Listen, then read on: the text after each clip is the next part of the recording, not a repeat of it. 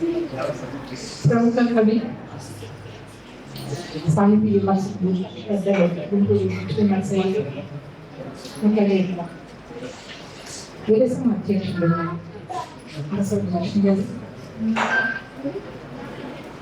కేంద్ర సాహిత్య academy award గ్రహీత యువ పురస్కారం గ్రహీత శ్రీ మామూలు అట్లాగే తమ్ముడు అనిల్ గారి గాంధారి బామ 8 కవితా సంకలనాలతో పాటు యువతను కవిత్వం వైపు నడిపిస్తూ వారిని ప్రోత్సహిస్తూ ప్రచురణతో అనేక మంచి కవితా సంకలనాలు తీసుకొస్తున్నారు. తమ్ముడు అనేది అన్నిటికీ మించి ఈరోజు కథానాయకుడు ఇక్కడ ఉన్న ఇతర పెద్దలు విద్యార్థులు అందరికీ శుభస్థాయి.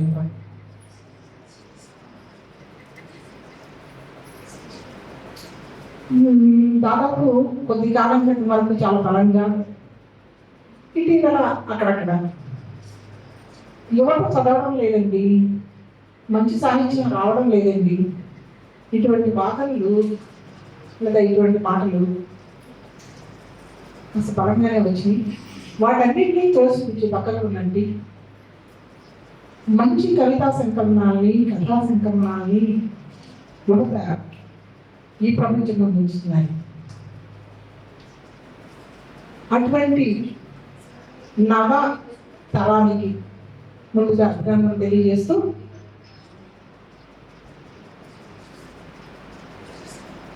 ఒక సాహిత్యం ఒక కవిత్వం రావడానికి ఒకరో ఇద్దరో కాకుండా సరదాగా సరసం అని పేరు పెట్టుకున్నప్పటికీ సీరియస్ సాహిత్యాన్ని కూడా బహుశా షడ్రుచులతో మీరు ప్రారంభించారు కదా. షడ్రుచులు వీళ్ళ మొదటి వ్యాస సంఘం కథల సంఘం అది. దాని తర్వాత నేను ఇప్పుడు పార్కర్ పద్ధతి చూశాను. పేరు చూడగానే చాలా డిఫరెంట్గా అనిపించింది వీళ్ళ ప్రచురణల పేరు. అయితే విషయాన్ని ఎంత సీరియస్గా ఫీల్ అయ్యింది. ఒక దుఃఖం నుంచి ప్రపంచ దుఃఖాన్ని చూసి, సమాజంలో చుట్టూ ఉన్న దుఃఖాన్ని చూసి బయటకు వచ్చారు సిద్ధార్థుడు గౌతమ్ బుద్ధుడే. తన చుట్టూ ఉన్న దుఃఖం, తనను కమ్ముకున్న దుఃఖం నుంచి ఈ సమాజాన్ని తన కళ్ళతో తన మనసుతో చూసి మన ముందు ఒక మంచి కవిత్వాన్ని పెట్టాడు పాత్ర. తనకు మొదటిగా తన ముందు మాట కాదు, ఇది వీటితో సంభాషిస్తున్నాను, నాతో నేను సంభాషించుకుంటున్నాను అంటే ఒక కొత్త విషయం. అంటే ఒక మనిషి తనలో కాదు, తనెవరు, తన ప్రయాణం ఏంటి, తన జీవితం ఏంటి, నేనెవరిని అని ప్రశ్నించుకోవడం మొదలైన దగ్గరే ఒక కొత్త పాట మొదలవుతుంది. తన మొదటి వాక్యాల్లో ఒక మాట రాసేది, సమాజంలో అబద్ధంగా బ్రతకడం గొప్పతనం, నిజాయితీగా ఏడవడం ఒక మానసిక రోగం, ఏది పిచ్చి ఏది నాపాలి అనే ఈ అసంబద్ధ నాటకం మధ్యలో నా బతుకు ఎక్కడ ఆగిపోయిందో చెప్పడానికే ఈ పుస్తకం అన్నాడు. వాస్తవానికి బతుకు ఎక్కడ ఆగిపోయిందో అనే మాట వాడాడు, కానీ అక్కడి నుంచి ఒక మలుపు తీసుకుంది తన బతుకు అన్నది ఈ పుస్తకం రాయడంతో మనం అర్థమవుతుంది. ఈ వాక్యాలతో పాటు ఇతను బాధ, ఆవేదన నుంచి, తన కమ్ముకున్న దుఃఖం నుంచి ఈ కవిత్వం ఎలా పుట్టిందో మనతో సంభాషిస్తారు. ఈ కవిత్వం ఏంటి, ఈ కవిత్వంలో ఏం చెప్పాడు, తను ఎలా మాట్లాడాడు, తన వాయిస్ తన కళాన్ని ఎలా వినిపించాడు, ఏ ఏ కోణాలను ఎలా స్పృశించాడు, ఇటువంటి అంశాలని మనకు వివరించడానికి నలుగురు ప్రముఖ కవులు ఉన్నారు, సాహితీ విమర్శకులు ఉన్నారు, వాళ్ళు ఆ విషయాన్ని చర్చిస్తారు. సభాధ్యక్షురాలుగా నా ఈ 2 మాటల్లో ఒక మాట నేను చెప్తుంది ఏంటంటే, తను ఎటువంటి దుఃఖం నుంచి కవిత్వం మొదలుపెట్టాడు. తన అన్నాన్ని కోల్పోయిన వేదన, అది ఆకస్మిక మరణం.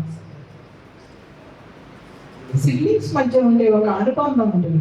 అది ఏజ్ గ్యాప్ కంటే కూడా, ఏజ్ గ్యాప్ ఎక్కువ ఉన్నదానికి ఇల్లు తక్కువ ఉన్నదానికి కూడా ఇంకా వ్యత్యాసం ఉంటుంది. వాళ్ళిద్దరి మధ్య ఉన్న ఏజ్ గ్యాప్ కూడా చాలా తక్కువ. ఇద్దరు కలిసి సంచరిస్తూ జీవితంలో ఒకసారి ఒక మనిషి దూరం అయినప్పుడు కలిగే బాధ కంటే కూడా, అటువంటి బాధలో ఉన్న వాళ్ళని చుట్టూ ఉన్న సమాజం ఎటువంటి భరోసా ఇస్తుంది, ఎలా నిబ్బరంగా నిలబెడుతుంది, అటువంటి ప్రయత్నం చుట్టూ ఉన్న మన మనుషులను చేస్తున్నామా? వాస్తవానికి ఎవరైనా కష్టంలో ఉన్నారంటే అయ్యో అనటం తప్పించి, రోజువారీ మనం ఇంటికి పరుగులు పెట్టచ్చు కదా, కానీ ఆ పరుగుల కంటే కూడా కొంత సమయం వాళ్ళకి కేటాయించడం. మేమున్నాం, ఓకే, ఆ రోజు ఎవరో భక్తి చేయలేకపోవచ్చు, కానీ వాళ్ళ జ్ఞాపకాలు వచ్చి కొన్ని ఆనందాలు, లేదంటే కొన్ని తేలికైన పదాలు, తేలికైన వాతావరణం వాళ్ళ చుట్టూ సృష్టించడం, ఇది మనుషులుగా అందరం చేయాల్సింది. అది ఎప్పుడైతే మనం చేయకపోతున్నామో అది చాలా మందిని బాధిస్తుంది. ఆ బాధలోనే వాళ్ళు మిగిలిపోయేలా చేస్తుంది. కానీ ఉండటం కాదు చేయాల్సింది, ఇంటిపోనివ్వకుండా నిలబెట్టడం అనేది మనిషితనం. ఆ మనిషితనం ఎక్కడ ఉంది అని ప్రశ్నించే దగ్గర నుంచి తన కవిత్వం మొదలవుతుంది. వాస్తవానికి తన బాధ తన మౌనం నుంచి తర్కం వస్తుంది, తర్కం నుంచి తర్కం వస్తుంది. ఆ తాత్విక ఆలోచన నుంచి ఈ సమాజాన్ని చూడటం అనేది మొదలవుతుంది. తన వ్యక్తిగతమైన బాధని ఈ కవిత్వంలో తను చెల్లించలేదు. వాస్తవానికి నా వ్యక్తిగతమైన బాధ నుంచే అన్నాడు, కానీ ఎన్ని అంశాలని తను స్పృశించాడో వీళ్ళందరూ ప్రస్తావిస్తారు. ఏది బదలేదు తను. ఈ సమాజంలో ఉన్న, అంటే మనము ఈ లోకం మనకి నిర్దేశించిన పాత్రల్ని మనం పోషిస్తున్నాం. ఆ పోషించే క్రమంలో అసలు మనిషితనాన్నే కోల్పోతున్నాం. మనిషితనాన్ని కోల్పోయిన తర్వాత మనం ఎక్కడ, మన బ్రతుకుల అర్థం ఏమిటి? ఇది మనం ఉంచిన ప్రశ్న. ఏ ఒక్క అంశాన్ని వదలలేదు. అక్కడ మొదలైన నొప్పి చుట్టూ ఉన్న ప్రపంచం ఎలా ఉందో, కంప్యూటర్ యుగంలో మనిషితనాన్ని ఎలా కోల్పోతున్నాడు, మన ఆలోచనలు వాట్సాప్ యూనివర్సిటీలు ఎలా శాసిస్తున్నాయో, ఏ ఉపాధిని దెబ్బ కొట్టచ్చు, కానీ వంట ఇంటిలో గురించి స్థానాన్ని మాత్రం ఏమీ చేయలేదు. ఇట్లా ఏ అంశాన్ని వదలలేదు. పుట్టుకతోనే కొన్ని ముద్రలతో మనిషి పుడుతున్నాడు. అటువంటి ఎందుకు వస్తుంది అటువంటి పరిస్థితి? సాపత్తి భోజనాలు ఎటువంటి వీటిని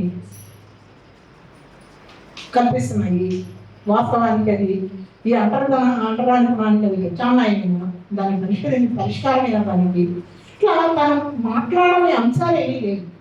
అటువంటి అంశాలన్నీ తను ఎలా మాట్లాడాడు, ఏ కోణం నుంచి చెప్పాడు, ఎలా తన వేదనని ఈ కవిత్వం ద్వారా వ్యక్తీకరించాడు అనేది చెప్తారు మన కవి. ఇప్పుడు పార్కర్ రచించిన సరసం ప్రవచనంలో నిరోధించిన పిచ్చాసుపత్రి పుస్తకాన్ని లక్ష్మీనరసయ్య గారు, నరసింహారావు, అంశవల్లి కృష్ణ గారు, అనిల్ గారు, వీరందరూ కూడా మీ పార్కర్ పేరెంట్స్ని కూడా వేదిక మీద కావాల్సిందిగా కోరుతున్నాను.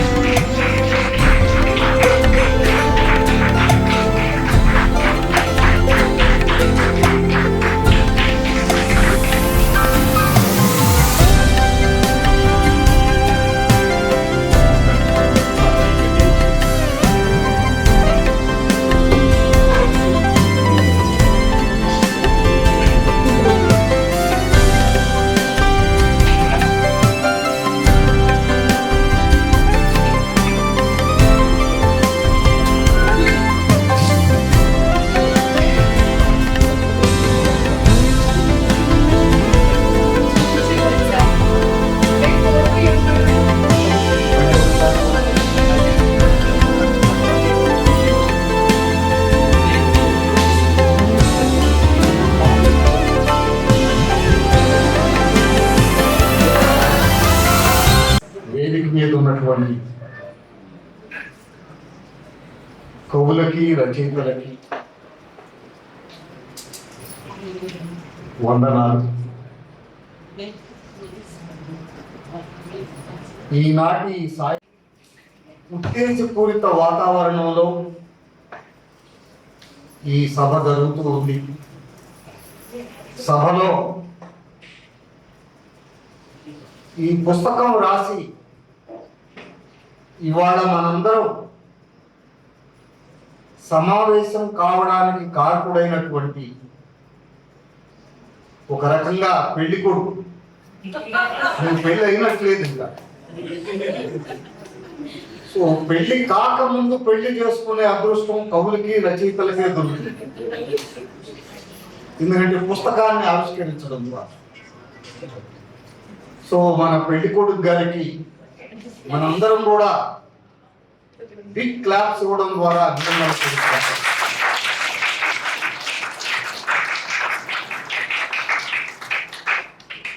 ఈ సభలో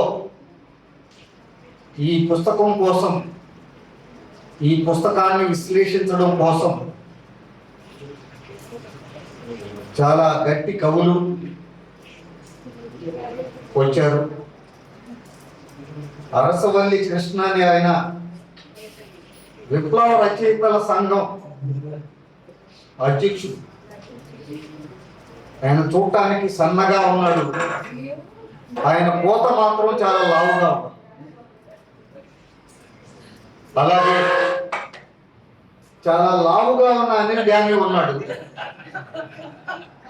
కానీ ఆయన వాయిస్ చాలా సన్నగా సుకుమారంగా హాయిగా ఉంటది. ఇద్దరు కూడా చాలా పేరున్నటువంటి కవులు. అలాగే హైదరాబాద్ నుంచి ప్రత్యేకించి మెర్సీ మార్గరెట్ గారు వచ్చారు. ఆమె చాలా బిజీ పర్సన్. ఈరోజు ఈ స్టేట్లో ఉంటే రేపు మహారాష్ట్రలో ఉంటుంది, ఎల్లుండి గోవా వెళ్ళినా ఆశ్చర్యం ఉంది. సో చాలా బిజీ ఆర్టిస్టు. అంతకంటే కూడా చాలా కవిగా మంచి పేరు తెచ్చుకున్నటువంటి మెర్సీ మార్గరెట్, ఆమె సాహిత్య కృషికి, కవిత్వ కృషికి గుర్తుగా ఈ కేంద్ర సాహిత్య అకాడమీ ఇచ్చేటటువంటి యువ పురస్కారాన్ని కూడా ఆమె పొందారు. ఈ అందరూ కూడా చాలా సీరియస్ కవులు. సమకాలీన సమాజాన్ని వేధిస్తున్నటువంటి ప్రశ్నలకి వాళ్ళు వాళ్ళదైనటువంటి పద్ధతిలో కవిత్వాన్ని రాశారు. అలాగే ఈ సభకి అధ్యక్షురాలుగా ఉన్నటువంటి వడ్లమూడి పద్మ గారు, ఆమె సీనియర్ జర్నలిస్టు. ఆమె కవిత్వం రాస్తారు, ఎట్ ద సేమ్ టైం ఒక సామాజిక ఉద్యమకారి. సో ఇంతమందిని ఈ సభ కోసం మిత్రుడు రప్పించాడు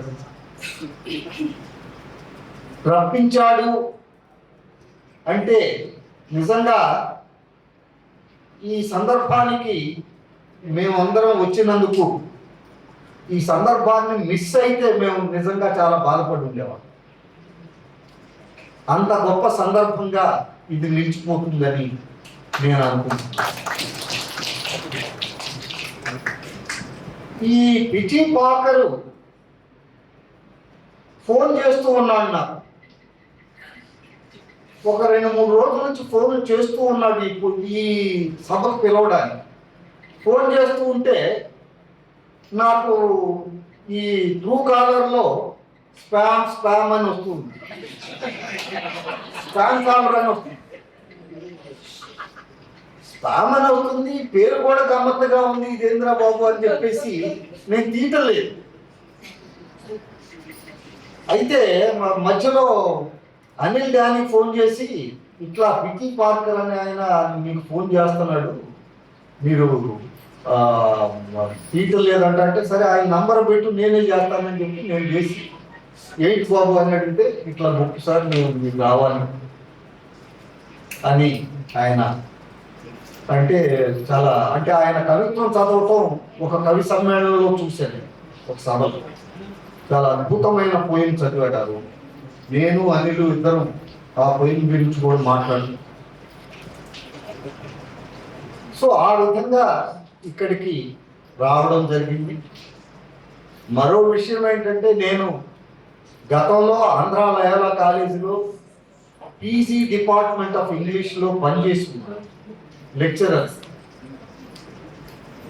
సో ఆ అనుబంధాన్ని పురస్కరించుకొని నా కాలేజీని మళ్ళీ ఒకసారి చూసినట్టుగా ఉంటుందనే ఉద్దేశంతో ఈ రెండు సందర్భాలను పురస్కరించుకొని రావడం జరిగింది. వచ్చినందుకు చాలా సంతోషం. ఈ పుస్తకం పేరు పిచ్చాసుపత్రి అని పెట్టాడు ఈయన.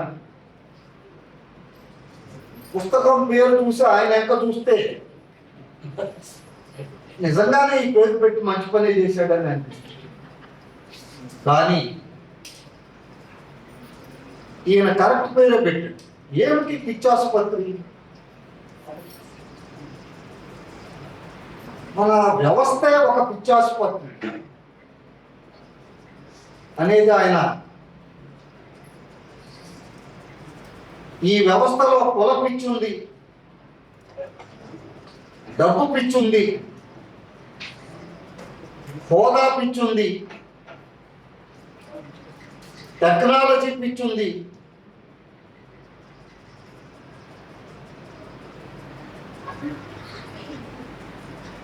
అహం పిచ్చి ఉంది. ఎటు చూసినా ఈ పిచ్చి ప్రేలాపన అనేది కనపడుతుంది. రకరకాల పిచ్చులతో కూడినటువంటి ఈ వ్యవస్థని పిచ్చాసుపత్రి అని పిలవడంలో ఏ రకమైన తప్పు లేదు. నిజానికి మన వ్యవస్థని ఆసుపత్రి అని పిలిచిన వాళ్ళు ఉన్నారు. ఏ శివారెడ్డి అని ఆయన ఆసుపత్రి అనే పేరుతో పెద్ద లాంగ్ పోయం రాసింది. ఆసుపత్రి అంటే హాస్పిటల్ కాదు, మొత్తం వ్యవస్థే ఒక ఆసుపత్రి. వేమన కూడా ఈ వ్యవస్థను పిచ్చాసుపత్రి అన్నాడని మన మిత్రుడు కోట్ చేశాడు.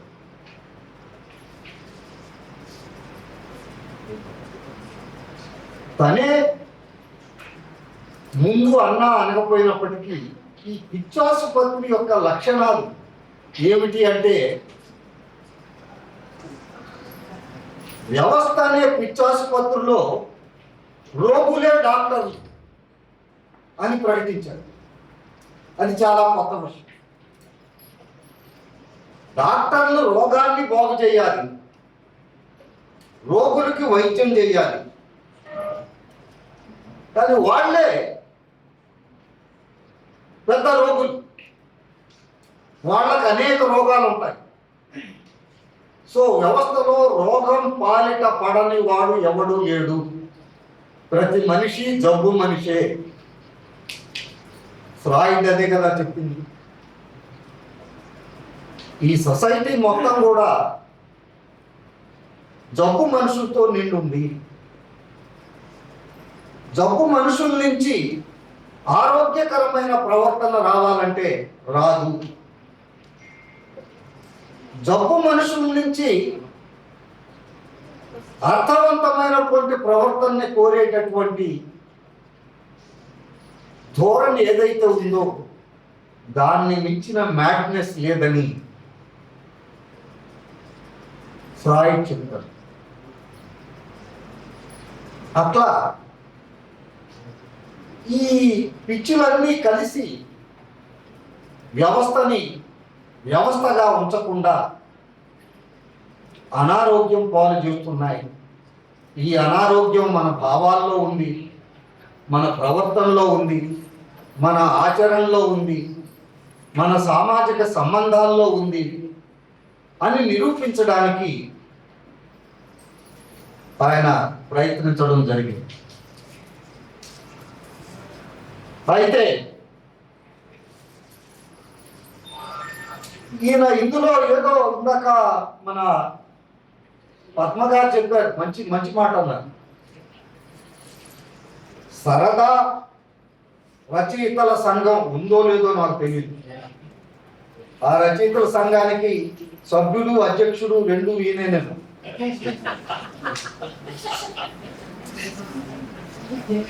పేరు సరదా రచయితల సంఘం అని పెట్టినప్పటికీ ఈ సరదా రచయితల సంఘం చాలా సీరియస్ కవిత్వాన్ని పబ్లిష్ చేసింది. కవిత్వం, ఇందులో ఉన్న కవిత్వం సరదా కవిత్వం కాదు. ఇందులో ఉన్న కవిత్వం చాలా సీరియస్ కవిత్వం. ఇందులో దళిత సమస్య గురించినటువంటి కవిత్వం ఉంది. ఇందులో అన్నీ ఉన్నా కూడా ఆనందం లేని పరిస్థితికి సంబంధించినటువంటి సమస్య ఉంది. ఇందులో ఏం చేయాలో పాలుపోక ఒక లక్ష్యం లేని యువత జీవితానికి సంబంధించినటువంటి సమస్య ఉంది. ఇందులో అబ్సర్డ్ పొయిట్రీ ఉంది. అంటే జీవితం, మనం జీవించే జీవితానికి అర్థమే లేదు, ఇందులో అర్థం కంటే అనర్థమే ఎక్కువ, అసంగతత్వమే ఎక్కువ అనేటటువంటి సమస్యని తాత్వీకరించి రాశాడు. అలాగే మనిషికి స్వేచ్ఛ ఉంది, మనిషి సమస్య ఇవాళ స్వేచ్ఛ ఎక్కువగా ఉండటము, ఈ స్వేచ్ఛను ఏం చేసుకోవాలో, ఈ స్వేచ్ఛతో జీవితాన్ని అర్థవంతంగా గడిపేటటువంటి అవకాశం లేని పరిస్థితి ఏదైతే ఉందో ఆ పరిస్థితి మీద ఈయన రాశాడు. అలాగే వ్యవస్థను నడిపేవాళ్ళు, ప్రభుత్వాలు, పాలకులు, వీళ్ళెవరు కూడా వాళ్ళ పనులకు వాళ్ళు న్యాయం చేకూర్చడానికి రాలేదు. ఇలా ఉన్నటువంటి ఈ వ్యవస్థలో వ్యక్తికి కానీ సమూహాలకు కానీ మంచి జరుగుతుందా అనే సందేహం, స్కెప్టిసిజం, ఒక పోస్ట్ మోడర్నిస్టిక్ స్కెప్టిసిజం అనేది ఇందులో ఉంది. అలాగే ఒక నిరసన, నిఖిలిజం, ప్రతి దాని పట్ల కూడా ఒక నిఖిలిజం ఉంది. అలా అని మనకి ఏ ఇజము వద్దు, ఏ రాజకీయము వద్దు, వ్యవస్థలో ప్రతి డిపార్ట్మెంటు చెడిపోయింది కాబట్టి మనుషులందరూ కార్య శూన్యులుగా తయారయ్యారు కాబట్టి మనం ఏం చేయొద్దు, ఎవరి పక్కన ఉండొద్దు అని చాలామంది అనుకుంటూ ఉంటారు. మనం తటస్థంగా ఉండాలి అని. ఈయన ఆ తటస్థతను ప్రశ్నిస్తూ కూడా రాశాడు. తటస్థత అనేది అవకాశవాదం. కురుసభలో ద్రౌపది వస్త్రాపహరణం చేస్తూ ఉంటే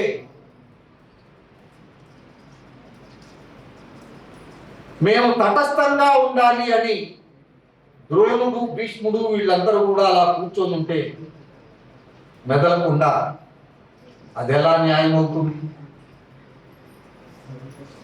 ఏది న్యాయమో, ఏది మంచో దాని పక్కన నిలబడగలగడం అనేది మనిషి చేయాల్సింది. గాజాలో మారణహోమం జరుగుతుంది, మారణహోమం చేస్తుంది ఇజ్రాయెల్, అమెరికాలు. ఈ రెండింటికి ఈక్వల్గా మేము తటస్థంగా ఉంటాం అనడం న్యాయమేనా? సో తటస్థత అనే దాని అంత దరిద్రపు ప్రవర్తన రెండోది లేదు అని ఆయన కవిత్వం రాశారు. సో ఇంట్లో వ్యవస్థని చాలా క్రిటికల్ అనాలిసిస్కి గురి చేశాడు. ఆ కావ్యాన్ని చదివినట్లుగా ముందు చివరి పేజీ వరకు నడిపించేటటువంటి నవలు కవిత్వం. సో అలాగే అతనికి భాష మీద ఉన్న పట్టు కానీ, అభివ్యక్తి మీద ఉన్న పట్టు కానీ, తత్వశాస్త్రం మీద ఉన్న పట్టు కానీ ఒక మంచి ముందు మాట రాశాడు దీన్ని. ఈ ముందు మాటలో ఎక్కడో సార్త్రేని, ఆల్బర్ట్ క్యామూని, ఇంకా పెద్ద పెద్ద ఫిలాసఫర్స్ని వాళ్ళు ఏం చెప్పారు, అరిస్టాటిల్ ఏం చెప్పాడు, ప్లేటో ఏం చెప్పాడు, సోక్రటీస్ ఏం చెప్పాడు, వాళ్ళతో తనెక్కడ విభేదిస్తున్నాడు, తను ఏం అంగీకరిస్తున్నాడు. సోక్రటీస్ నుంచి ఇప్పటి వరకు వస్తున్నటువంటి ఫిలసాఫిక్ ట్రెండ్స్ మీద ఒక సబ్లైమ్ స్టేట్మెంట్ ని ఇతను ముందు మాటగా ఇక్కడ ఇచ్చాడు. సో ఇన్ని రకాలుగా, అంటే కవిత్వం అందరూ రాస్తారు, కవిత్వాన్ని కవిత్వంగా రాయి. వ్యక్తీకరణ అనేది ఎంత ముఖ్యమంటే కవిత్వంలో నువ్వు చెప్పదలుచుకున్నది నువ్వు చెప్పినప్పుడు అవతల వాడి గుండెల్లోకి దూసుకుపోవాలి. అవతల వాడిలో నువ్వు రాసినప్పుడు నువ్వెంత ఉద్వేగ స్థాయిలో ఉన్నావో అంత ఉద్వేగ స్థాయి చదివే వాడిలో కూడా కలగజేయాలి. ఆ విషయంలో ఈ కవి నెగ్గుకొచ్చాడని నేను అనుకుంటున్నాను. ఇందులో ఉన్న కవితలన్నింటినీ చదివి వినిపించడం అనేది కుదరదు, కానీ అక్కడక్కడ ఆయన వ్యక్తీకరణలో ఉన్నటువంటి బలం, శక్తి, సొగసు ఇవి తెలుసుకోవడానికి కొన్ని వాక్యాలని మీకు నేను చదివి వినిపిస్తాను.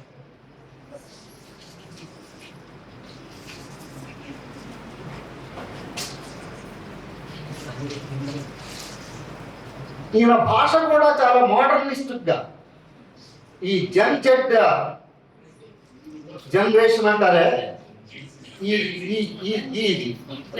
ఈ రకమైన భాషని, ఈ రకమైనటువంటి ప్రతిఘటన కనపడుతుంది. మనం మనుషులం కాదు బాస్,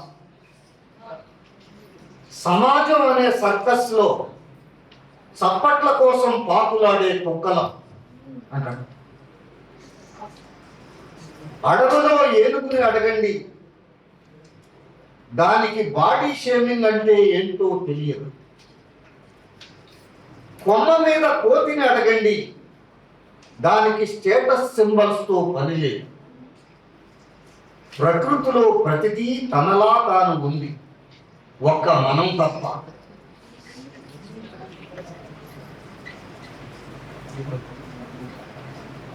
మనం మనుషులం కాదు, ఎవరో రాసిన స్క్రిప్టుని రక్తి కట్టించే ఫెయిల్యూర్ నటులం. ఎవరో రాసిన స్క్రిప్టుని రక్తి కట్టించడానికి ప్రయత్నించే ఒట్టి నటులు కూడా కాదు, ఫెయిల్డ్ నటులు అని చాలా ఒక దాస్తవిస్కే ఎలాంటి సినికల్ సీరియస్ కామెంట్స్ చేశాడో మనుషుల మీద, ఆ రకమైనటువంటి కామెంట్స్. నా దేహాన్ని ఒక అద్దె సైకిల్లా తొక్కి పారేశారు అంటాడు ఒక చోట. ఎక్స్ప్రెషన్ చూడండి. స్వయంవరం అనే ఒక కవితలో బయట ప్రపంచం ఒక రంగుల వేదిక, అక్కడ పలకరింపులు కేవలం అలంకారాలు. ప్రతి బాగున్నారా వెనుక మా కన్నీళ్ల లోతును కొలిచే ఒక త్రాసు ఉంటుంది. ప్రతి బాగున్నారా వెనుక మా కన్నీళ్ల లోతును కొలిచే ఒక త్రాసు ఉంటుంది. ఓదార్పు ఇచ్చే చేతులే వెన్నుపోటుకి కత్తులు నూరతాయని మాకెప్పుడూ అర్థమైంది. కుల పీడితులు కానీ, పేదరిక పీడితులు కానీ, నిరుద్యోగ పీడితులు కానీ కరెక్ట్గా ఫీల్ అయ్యేటటువంటి అనుభూతి. ఈ ఒంటరితనం మాకు శిక్ష కాదు. అంటే మనుషుల్ని అవమానించడం, వివిధ రకాల వివక్షల్ని అమలు చేయడం ద్వారా మనుషుల్ని అవమానించి మీరే వాళ్ళను ఒంటరిలో తనంలోకి నెట్టి వ్యవస్థ. వీడెప్పుడు ఒంటరిగా ఉంటాడేంటి, మనుషులతో కలవడేంటి అని విమర్శిస్తారు. ఈ ఒంటరితనం మాకు శిక్ష కాదు, మమ్మల్ని బతికి ఉంచుతున్న ఒక కవచం. నిశ్శబ్దం ఒక దుప్పటిలా మమ్మల్ని కప్పుకుంది. మేము ఎవరో వస్తారని ఎదురు చూస్తున్నామని లోకం అనుకుంటుంది. కానీ మా నిరీక్షణ ఎవరూ రాకూడదు అని. అంటే మనం జనరల్గా ఎవరో రావాలి, నిజానికి మేము నిరీక్షిస్తుంది ఏ అద్భుతం కోసమో కాదు, ఏ మార్పు కోసమో అంతకన్నా కాదు. కేవలం ఈ నిశ్శబ్ద ప్రయాణం ఎవరికి ఏ హాని చేయకుండా నిశ్శబ్దంగానే ఒక ముగింపుకు చేరుకోవాలి. బయట ప్రపంచపు నాటకంలో మా పాత్ర అయిపోయింది, ఇక తెరపడటమే మిగిలింది. బెల్లంకొండ రామదాస్ అని ఆయన ఎప్పుడూ రాశారు, ఇక ప్రపంచపు తలుపు మూసుకుపోవడమే నాకు కావాలంట. ఈ అబ్బాయి వయసు 25 సంవత్సరాలు. తను ఆలోచించే విషయాలు చాలా తాత్వికమైన, అంటే ఇది ఇంకా చూడండి, రావాల్సిన వాడు వెళ్ళిపోయాడు, ఇక వచ్చే ప్రతి అడుగు మా గాయాన్ని తడిమే వేలే అవుతుంది. జీవితం ఇప్పుడు గోడో నాటకంలా ఉంది. తెలుసు కదా, వెయిటింగ్ ఫర్ గోడు అనే నాటకం. ఎవరి కోసమో గోడు అని ఆయన వస్తాడని ఎదురు చూస్తూ ఉంటారు. నాటకం అయ్యేలోపు ఎవడూ రాడు, ఏ గోడో రాడు. దాన్ని ప్రస్తావించాడు ఇక్కడ, ఎక్కడో శామ్యూల్ బెకెట్ రాసిన వెయిటింగ్ ఫర్ గోడో. జీవితం ఇప్పుడు గోడో నాటకంలా ఉంది. అర్థం లేని సంభాషణలు, ముగింపు లేని రోజువారీ పనులు. చెట్టు ఆకు రాల్చినా, సూర్యుడు అస్తమించినా అందులో ఏ సంకేతము లేదు. అంటే ఏ సంకేతాలు లేకుండా, ఏ ఆశలు లేకుండా, మాట్లాడాలి కాబట్టి మాట్లాడటం, తినాలి కాబట్టి తినటం, పెరగాలి కాబట్టి పెరగటం, వయసు ఎక్కాలి కాబట్టి ఎక్కడం. ఇట్లా జీవితానికి ఒక అర్థము, ఒక లక్ష్యం లేకుండా తయారైంది అని లైఫ్ చాలా అసంగతంగా తయారైంది. నిస్సారంగా, నిర్జీవంగా, రొటీన్గా, యాంత్రికంగా తయారైంది అనేటటువంటి తను తయారు చేసుకున్న చాలా మంది యువమతులపై అతని ప్రభావం ఉంది. అమరుడి ప్రభావం ఎవరి మీద ఉండకపోవచ్చు, లక్ష్మీనరసింహ ప్రభావం ఉండకపోవచ్చు, కానీ పాత్ర లాంటి యువతర ప్రభావం ఇవాటి యువతరపై తప్పనిసరిగా ఉంది. ఎప్పుడో శ్రీ జాషువా ఇది ఒక మార్గమే కావచ్చు, కానీ ఇవాళ మాట్లాడుతున్న యువతరం ఎవరైతే ఉన్నారో, అందుకని మెరిసే మార్గం అయితే తెలుగు నేలపై ఎక్కడికి వెళ్ళినా ఆయనకు ఒక రకమైన ఒక ఆత్మీయ గౌరవం లభిస్తుంది, సాహిత్య గౌరవం లభిస్తుంది. వ్యక్తిగత గౌరవం మాట్లాడుతున్నాం, సాహిత్య గౌరవం లభిస్తుంది. దానికి కారణం ఏంటో తెలుసా? ఆ వ్యక్తిత్వం కాదు, ఆమె రాసిన అక్షరం. ఆమె కవిత్వం రాస్తున్న క్రమం ఏదైతే ఉన్నదో, సాహిత్య క్రమానుగతం ఏదైతే ఉన్నదో, ఆమెకు ఒక గుర్తింపుని తీసుకొస్తుంది.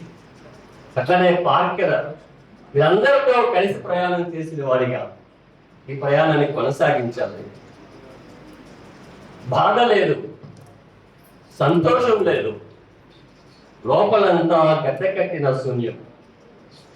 సరిగ్గా చెప్పాలంటే ఒక ఖాళీ కుర్చీలో కూర్చున్నా, ఇంకో ఖాళీ కుర్చీలో ఉన్నాను నేను. ఇది దుఃఖం కాదు, దుఃఖానికి ఆకారం ఉంది, కారణం ఉంది. దుఃఖం కొండకు దిగువకు వెళ్ళే నీరులా కదులుతుంది. ఇది కదలికి లేకపోవడం, శ్వాసల మధ్య కాదు. కవిత్వం ఇప్పటిలాగా ఇప్పి చెప్పదు, వచనంలో ఉన్నట్టుగా కవిత్వం అర్థం కాదు. లేకుండా మోడల్ పురస్కారం ఒక కవిత రాసేటప్పుడు అతను అనుకున్న థీమ్ వేరు, అతను అనుకున్న ఆలోచన వేరు. కానీ వేలాది మంది పాఠకులు ఆ కవిత్వాన్ని చదువుతున్నప్పుడు తమకు అన్వయించుకునేటప్పుడు వారు పొందుతున్న అనుభూతి వేరు.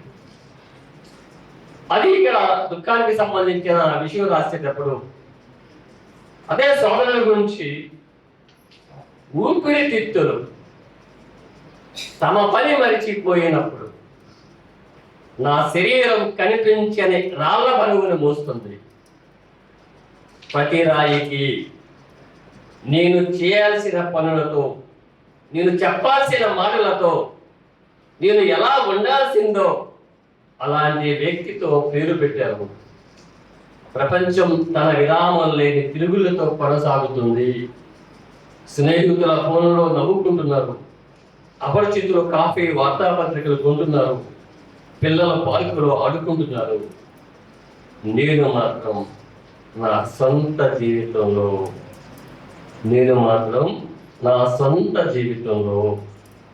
పర్యాటకుడిలా, చూడండి అలాంటి మాట పర్యాటకుడిలా వాటిని గాజు రంగం ఉండాలి. ఇది కవి.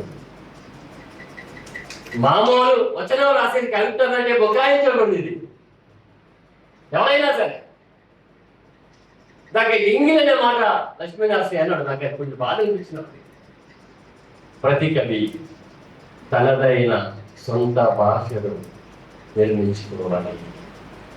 అలా నిర్మించకపోతే మానేస్తాను.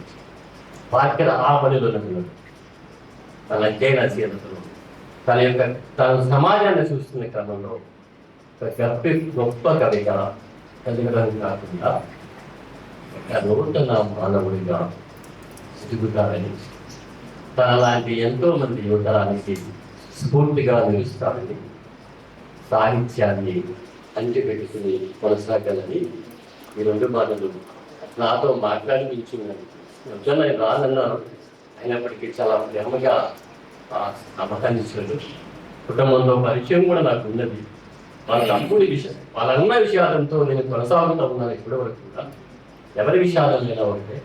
కాబట్టి ఈ ప్రయత్నంలో భాగంగా ఇంకా పాఠ్యత, మంచి కవిత్వం, మంచి సాహిత్యం, వచనం కూడా ముఖ్యంగా మా కవితలకి పాఠ్యలు తెలుగు సమాజానికి అందించినందుకు అతని కొనసాగింపులు కూడా ప్రోత్సహించమని కోరుకుంటూ అతనికి శుభాకాంక్షలు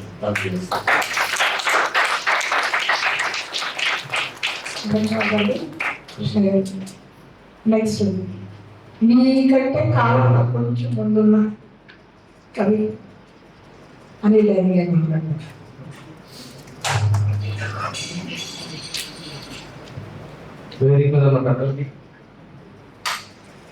వేదిక ముందున్న అందరికీ నమస్కారాలు. ప్లేటో ఏం చెప్పాడు, పిటి పార్కర్ ఏం రాశాడు మాకు ఎందుకు, మా ప్లేట్లో చెడిపోకు ఉన్నాయా లేదా, మా మధ్యలో సాగుతుందా లేదా అని చెప్పి ఆ మూలం డిస్కస్ చేసుకున్నటువంటి యూత్ జన్జీకి ప్లీజ్ అటెన్షన్ హియర్. ఒక్కసారి మీ జీవితంలో 10 నిమిషాలు మీ కాదనుకోండి, అనుకుంటారు ఎవరన్నా?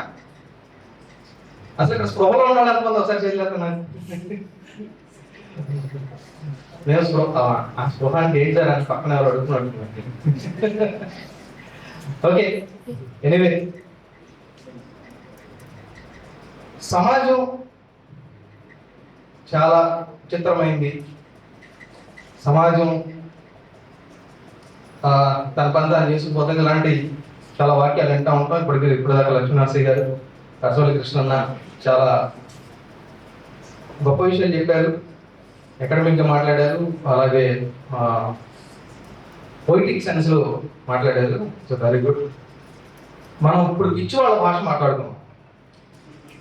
మనందరం అదే కదా, అవునా కదా?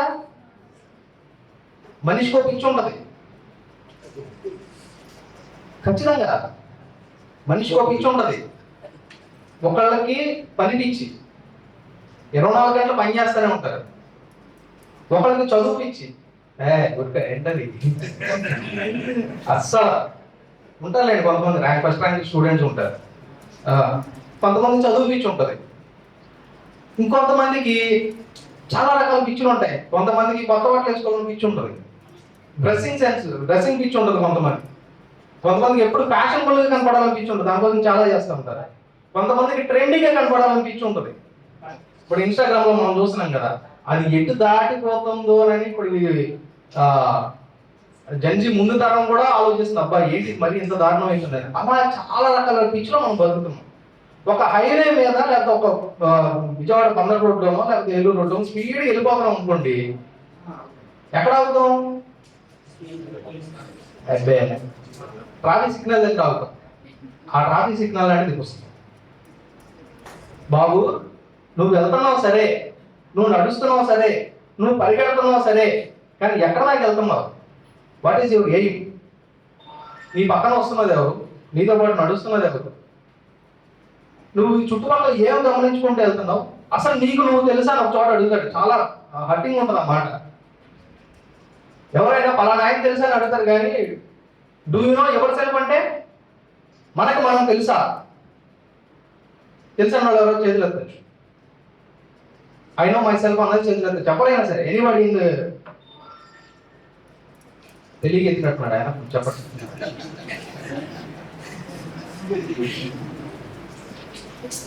అంటే మన గురించే మనకి పూర్తిగా మాట్లాడుతుంది వెరీ గుడ్. మన గురించే మనం పూర్తిగా తెలుసుకోలేనటువంటి ఒక అజ్ఞానంలో బతుకుతున్నాం మనం. ఎందుకంటే మనకి ఏం కావాలో మనకు తెలియదు, నిజంగా తెలియదు. ఇప్పుడు ఈ 5 నిమిషాల్లో మనం ఏం ఆలోచిస్తున్నామో ఆ తర్వాత వచ్చే 5 నిమిషాలు మనం ఏం ఆలోచిస్తాం దానికి క్వైట్ డిఫరెంట్ ఉంటుంది. ఆ క్వైట్ డిఫరెన్స్ లో నుంచి పుట్టినటువంటి ఆలోచనల యొక్క సమాహారం ఇచ్చేస్తారు. ఎంత క్వైట్ అంటే చెట్టు గాలికి పడిపోతే, చెట్టు కొమ్మ పడిపోతే చెట్టు నిందించమని గాలిని నిందిస్తా ఉంటాడు పిటి పార్కర్ వచ్చాడు. తెలుగు వచ్చిన కవిత్వంలో సాధారణంగా ఏదైనా ఒక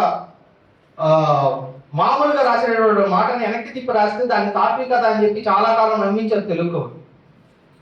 దాని వెనకాల అర్థం ఉండదు, దాని వెనకాల బాధ ఉండదు, దాని వెనకాల ఒక దాన్ని ఏమంటారు ఒక గాఢమైనటువంటి లోతు ఉండదు. బహుశా ఉన్న వాటిలో ఉండుండొచ్చు, చాలా మంది ఆ రకం కూడా కవిత్వం రాశారు. కానీ పార్కర్ రాసిన ప్రతి మాట వెనక స్పష్టమైనటువంటి తాత్వికత ఉంది. చెట్టు కొమ్మ ఎండిపోతే నువ్వు అది చచ్చిపోయిందని ఎలా ప్రకటిస్తా ఉంటాడు? ఒక చెట్టు కొమ్మ ఎండిపోతే చెట్టు చచ్చిపోయిందని ఎందుకంటావు? దాంట్లో ఎంత జీవం ఉంది అంటాడు. మన లోపల ఉన్నటువంటి భయాలు, మన లోపల ఉన్నటువంటి బాధలు అన్నీ మనం లోపల వేసేసుకొని ఇంకా ఈ జీవితం నాకు లేదు అని చెప్పి ఆలోచించుకునేటటువంటి మనిషి ఆ వాక్యం చదివినప్పుడు ఎస్ ఐఎమ్ అలైవ్ అంటుంటాడు. కానీ ఒక చోట లెట్ మీ లీవ్ అంటాడు, నన్ను బతకనివ్వండి అంటాడు. బహుశా ఇక్కడ చుట్టాలు ఎవరైనా ఉంటే కనుక మీ మీద మంచి పోయం ఇంటికి వెళ్ళిన తర్వాత చదువుకోండి. టీచర్స్ ఎవరైనా ఉంటే కనుక ఒక గురువు మీద రాసినటువంటి కవిత ఉంది, చాలా శుభ్రమైన కవిత, చదువుకోండి ఇంటికి వెళ్ళిన తర్వాత. మనల్ని ఎవరు శుభ్రపరుస్తారు? చంద్రబోస్ రాసినట్టు గాలి నన్ను తాకింది, వాన నన్ను తాకింది, నేను నిన్ను తాకితే తప్ప అని చెప్పి అట్లా కాదు కదా. మనల్ని ఎవరు శుభ్రపరుస్తారు? మనం శుభ్రపరచుకోవాలి. మనం శుభ్రపరచుకోవాలంటే దానికి కొన్ని పరికరాలు కావాలి. ఎవరు చెప్తారు? ఈ చొక్కా మీద మరకుందని మనకు తెలుస్తుందా? నా వీటి మీద మరకుందని ఎవరైనా చెప్తారా? నాకు తెలుస్తుందా? నాకు వెనకాల కళ్ళు ఉన్నాయా? ఇలాంటి కవిత్వం చెప్తుంది. సమాజాన్ని చుట్టూ ఏం జరుగుతుందో పరిశీలనగా చూసి ఆ పరిశీలనలో నుంచి వచ్చిన తాత్వికతతో కవులు మాట్లాడతారు. అలాంటి తాత్వికత దృష్టి పిటి పార్కర్కి 20లోనే వచ్చింది.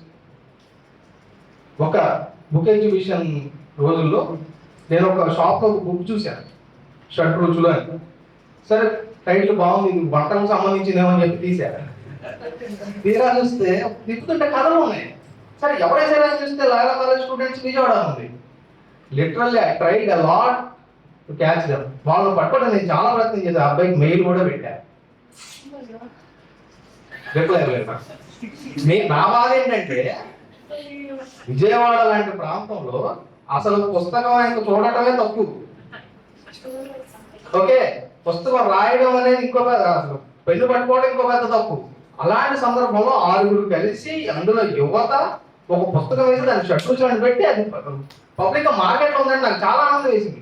అంటే ఎవరో పట్టుకోవాలనుకున్నాను నేను, మనోడు దొరికాడు నాకు. దీనికి దానికి మధ్యలో 5 ఏళ్ళు గ్యాప్ ఉంది. ఈ 5 ఏళ్ళు ఏం చేశాడంటే మనకు డిశ్చార్జ్ సమ్మరీ రాసి పెట్టాడు. ఇది నిజంగా పిచ్చాసుపత్రి కాదు. మనం టైటిల్ చూసి అలా అనుకుంటాం. ఇది మనల్ని మనం శుభ్రపరచుకోవడానికి లేదా మనల్ని మనం బాగు చేసుకోవడానికి ఒక డాక్టర్ రాసిన ప్రిస్క్రిప్షన్ అంటారు. సామాన్యమైన విషయం కాదు. ఎంత అద్భుతమైనటువంటి మాటలు రాశాడంటే, బుర్ర ఉంది కానీ దాన్ని వాడే ధైర్యం ఏది? మనకి బద్ధకం పిరిగితనం నరనరాన అలవాటు అయిపోయాయి. బద్ధకం పిరిగితనం నరనరాన అలవాటు అయిపోయాయి. ఈ బద్ధకం పిరిగితనం, ముందు బద్ధకం గురించి మాట్లాడితే వాట్సాప్లో ఏది వస్తే అది నమ్మేస్తాం, ఫేస్బుక్లో ఏది కనపడితే అది నమ్మేస్తాం, ఇన్స్టాగ్రామ్లో ఏది కనపడితే అది నమ్మేస్తాం. ఈ నమ్మకం ఎక్కడి నుంచి వచ్చింది? దాని వెనకాల ఉండేటటువంటి ఆ లోతును మనం చూడకపోవడమే, ఆ నిజాన్ని మనం గమనించకపోవడమే. ఆ నిజాన్ని కనుక మనం గమనించిన రోజు అది దాంట్లో తప్పు ఉందని మనం తెలుసుకున్నటువంటి రోజున మనం రియలైజ్ అవుతాం, రేపు పొరపాటు అయిపోయింది. కానీ ఆ పొరపాటు జరగడానికి, ఆ పొరపాటు అని అనుకోవడానికి మనం బద్ధకంగా ఆలోచించలేకపోవడానికి మధ్యన చాలా రకాల నష్టాలు జరుగుతాయి. ఒకడు పొద్దున్నే లగంగానే ఉడకబెట్టిన గుడ్డు తినమంటాడు. ఓకే, లేకపోతే నువ్వు ఖచ్చితంగా తగ్గాలంటాడు. ఈ బాడీ షేమింగ్ అంటే నాకు అర్థం కాదు. ఇది నువ్వు సన్న ఉంటే సన్న ఉన్నాడు, లావు ఉంటే లావు ఉన్నావు. అది జెనెటిక్ కావచ్చు, లేకపోతే ఆరోగ్యపరమైనటువంటి కారణాలు కావచ్చు, లేకపోతే జీన్స్ కావచ్చు, హెరిడిటీ కావచ్చు, సమలక్షణం ఉంటాయి. నువ్వు ఆరోగ్యం ఉండమని చెప్పు. అబద్ధం. వాడు ప్రమోట్ చేసుకోవడానికి చెప్తున్నటువంటి ఒక రకమైనటువంటి అబద్ధం. నన్ను ఎవరో వెతకట్లేదు, పట్టించుకోవట్లేదు. మీరు ఒక రీల్ చూసారనుకోండి, అలాంటిది 100 అయ్యే వస్తాయి. పైగా ఒక బేస్ వాయిస్తో చెప్తూ ఉంటాడు, జీవితం అనేది చాలా దుర్భరమే. అలా చెప్పుకుంటూ వస్తాడు. ఇక్కడ చెప్తున్నాడు అయితే నన్ను ఎవరో వెతకట్లేదు, పట్టించుకోవట్లేదు. ఈ పెద్ద నగరం అనే సర్వర్లో నేను అనే క్యారెక్టర్ ఎప్పుడు అన్ఇన్స్టాల్ అయిపోయింది. దొరకడానికి నేను ఏమైనా మనిషినా? కేవలం ఒక యూజర్ ఐడి. ఈ మధ్య ఒక సభకి వెళ్తే చాలా మంది పిల్లలు వచ్చారు. అసలు మామూలు సాహిత్య సభ అంటే మొహం తెలిసిన వాళ్ళే రాదు. ఈ తెలియని ఎంతమంది పిల్లలు ఎక్కడి నుంచి వచ్చారా అని చెప్పి నేను ఆలోచన చేసి చూస్తే, మీరు అందరూ ఎక్కడ చూసారమ్మంటే, సార్ మేము ఇన్స్టాగ్రామ్లో చూసి వచ్చాం సార్. ఇదివరకు ఫోన్ చేసి, సార్ పలానా సభ ఉంది, లేదా పలానా మీటింగ్ ఉంది, పలానా ఒక్క వచ్చి మాట్లాడుతున్నాడు, బాగుంటుంది, 4 మంచి మాటలు చెప్తాడని చెప్పి ఫోన్ చేసి బతిలాడుకున్నాం. ఇప్పుడు అలా కాదు. యూజర్ ఐడి పాస్వర్డ్ కొట్టి ఇన్స్టాగ్రామ్లో వాళ్ళకి పిన్ చేస్తే ఆటోమేటిక్ సభలు వస్తున్నారు. ఎక్కడి నుంచి మనం ఎక్కడికి వెళ్తాం? ఆ తాలూకా ఆ ప్రయాణానికి సంబంధించినటువంటి ప్రతి ఒక్క దాన్ని డీటెయిల్గా రాసుకుంటూ వచ్చాడు పిటి వార్కర్. ఇది రాయడానికి చాలా ధైర్యం కావాలి, ఇది రాయడానికి చాలా భాష కావాలి, ఇది రాయడానికి చాలా సంఘర్షణ కావాలి. ఫ్రిక్షన్ లేదే ఏది జనరేట్ కాదు కదా. ఒక చేయి ఓపెన్ గాలిలో ఎంతసేపు ఊపుతారు? నొప్పుంటేదాకా ఊపుతారు. అదే 2 చేతులు కలిపితే ఒక ప్రశంస అవుతుంది. ఆ ఫ్రిక్షన్ లేనిది, ఆ ఫ్రిక్షన్ క్రియేట్ అవ్వడానికి, ఆ ఫ్రిక్షన్ జనరేట్ చేయడానికి, ఇదిగో నేను చూస్తున్నటువంటి ప్రపంచం ఇది, ఈ ప్రపంచం వెనకాల ఇంత ఎగోని ఉంది, ఈ ప్రపంచం వెనకాల ఇంత హిపోక్రసీ ఉంది, ఈ ప్రపంచం వెనకాల ఇంత బాధ ఉంది అని చెప్పడానికి మనకున్న ధైర్యం సరిపోతుంది. ఇందాక చెప్పాడు కదా, బద్ధకం ధైర్యం 2 మనకు లేవని. అలాంటివి చాలా చాలా చాలా ప్రస్తావిస్తాడు. అనాథాశ్రమాల గురించి, ఖరీదైన అనాథాశ్రమాల గురించి రాస్తాడు. యుద్ధం. ఈ రోజున ప్రపంచం గడియారంతో పాటుగా యుద్ధాన్ని కూడా చూస్తాం. పొద్దున్న లేచిన దగ్గర నుంచి సాయంత్రం పడుకున్న వరకు ఇరాన్ అమెరికా మీద బాంబు వేసిందా, లేకపోతే ఇజ్రాయెల్ మీద వేసిందా, పాలస్తీనా మీద వేసిందా, ఇదే చూస్తాం తప్ప అక్కడ వాడు మిసైల్ పడితే ఇక్కడ మన స్టాక్ మార్కెట్ పడిపోతుంది. అక్కడ స్టాక్ మార్కెట్ పడిపోయిందంటే మన ఇళ్లలో తండ్రులు జీతాలు తగ్గిపోతాయి, మన బిజినెస్ అంటే వ్యాపారాలు తగ్గిపోతాయి. మనం ఇంత దీని గురించి ఆలోచిస్తున్నాం కదా. పిటి వార్కర్ దేని గురించి ఆలోచించాడంటే, మీ పూల తోటలో మా పిల్లల సమాధానం. 200 మంది పిల్లలు ఒక స్కూల్లో చదువుకుంటున్న పిల్లలు ప్రపంచానికి భవిష్యత్తులో ప్రపంచానికి అవసరమైనటువంటి మేధోపరమైనటువంటి ఆస్తి అయినటువంటి ఆ పిల్లలు ఒక మిసైల్కి సజీవ సమాధి అయిపోతే మనం ఒక్క నిమిషం చదివి అనే ఒక్క నెట్టూపు విడిచిన తర్వాత వదిలేస్తాం. పిటి పార్క్ అలా వదలలేదు. మీ కవులు పువ్వుల పరిమళం గురించి రాస్తారు, మీ కవిత్వంలో తేనెలూరే వెన్నెల్లో వర్ణిస్తారు, మీ గేయాల్లో చిలకల ప్రణయగానం వినిపిస్తుంది, మీ పద్యాల్లో ప్రేమికుల కన్నీరు కరణరసం అవుతుంది. మా కవిత్వమో బిడ్డల శవాల మీద విరిసే జాజులు, బాంబుల మంటల్లో రాలే మల్లెలు, పసివాళ్ల రక్తంలో వికసించే గులాబీలు.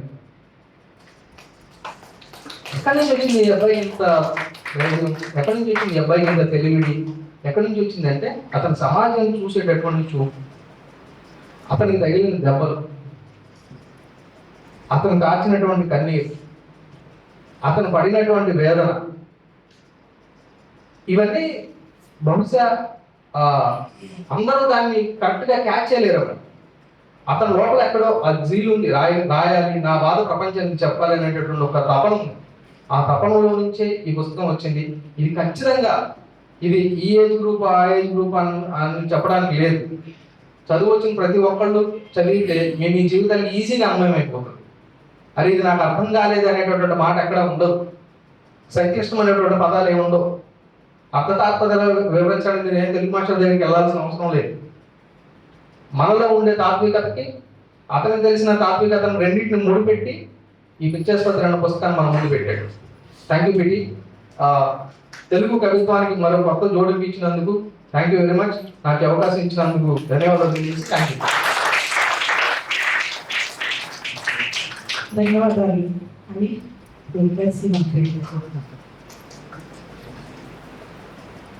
నెక్స్ట్ మినిత్రంలో నుంచి మణికంఠ. అందరికీ నమస్కారం. వేదిక మీద ఉన్న పెద్దలకి, వేదిక ముందున్న మీ అందరికీ, ముఖ్యంగా ఈరోజు పుస్తకావిష్కరణ జరుపుకున్న పిడి పార్కర్కి అభినందన తెలియజేస్తున్నాను. పిడి పార్కర్ నాకు దాదాపు అంటే కరోనా ముందు నుంచి తెలుసు. షడ్రుచులు పుస్తకం పంపించాను నాకు. ఆ తర్వాత ఒకటి ఇంగ్లీష్ పోయిటరీ బుక్ వచ్చింది ఇది, దానికి ముందు మాట రాశాను నేను. తర్వాత ఈ పిచ్చాసుపత్రి కవిత్వం తీసుకొస్తూ చాలా ఎక్కువ ఎగ్జైట్ అయ్యి అసలు నన్ను బాగానే ఉందా అని అడిగే ఆ కుతూహలం చాలా ముచ్చటేసింది. ఎందుకంటే మేమందరం కూడా, నేనైనా అనిల్ డానీ అయినా, మేము అంటే ఫేస్బుక్లో రాస్తూ వచ్చిన వాళ్ళం అనమాట. మా తర్వాత జనరేషన్ నుంచి కొత్త జోడింపులు, ఇందాక అన్నట్టు కొత్త జోడింపు తెలుగు సాహిత్యానికి అవుతున్న క్రమంలో పిటి పార్కర్ చాలా ఎక్కువ, అంటే సాహిత్యంతో చాలా ఎక్కువ అనుబంధం ఉండడమే కాకుండా, మేమందరం కరోనా టైంలో క్లబ్ హౌస్ అని ఒకటి వచ్చిందండి కదా, అప్పుడు ఆ క్లబ్ హౌస్లో కూడా ఎక్కువ చదువుకోవడానికి, చిట్టిబాబు లాంటి వ్యక్తితో డిబేట్ చేయడానికి వెనకాడలేదు పిటి పార్కర్.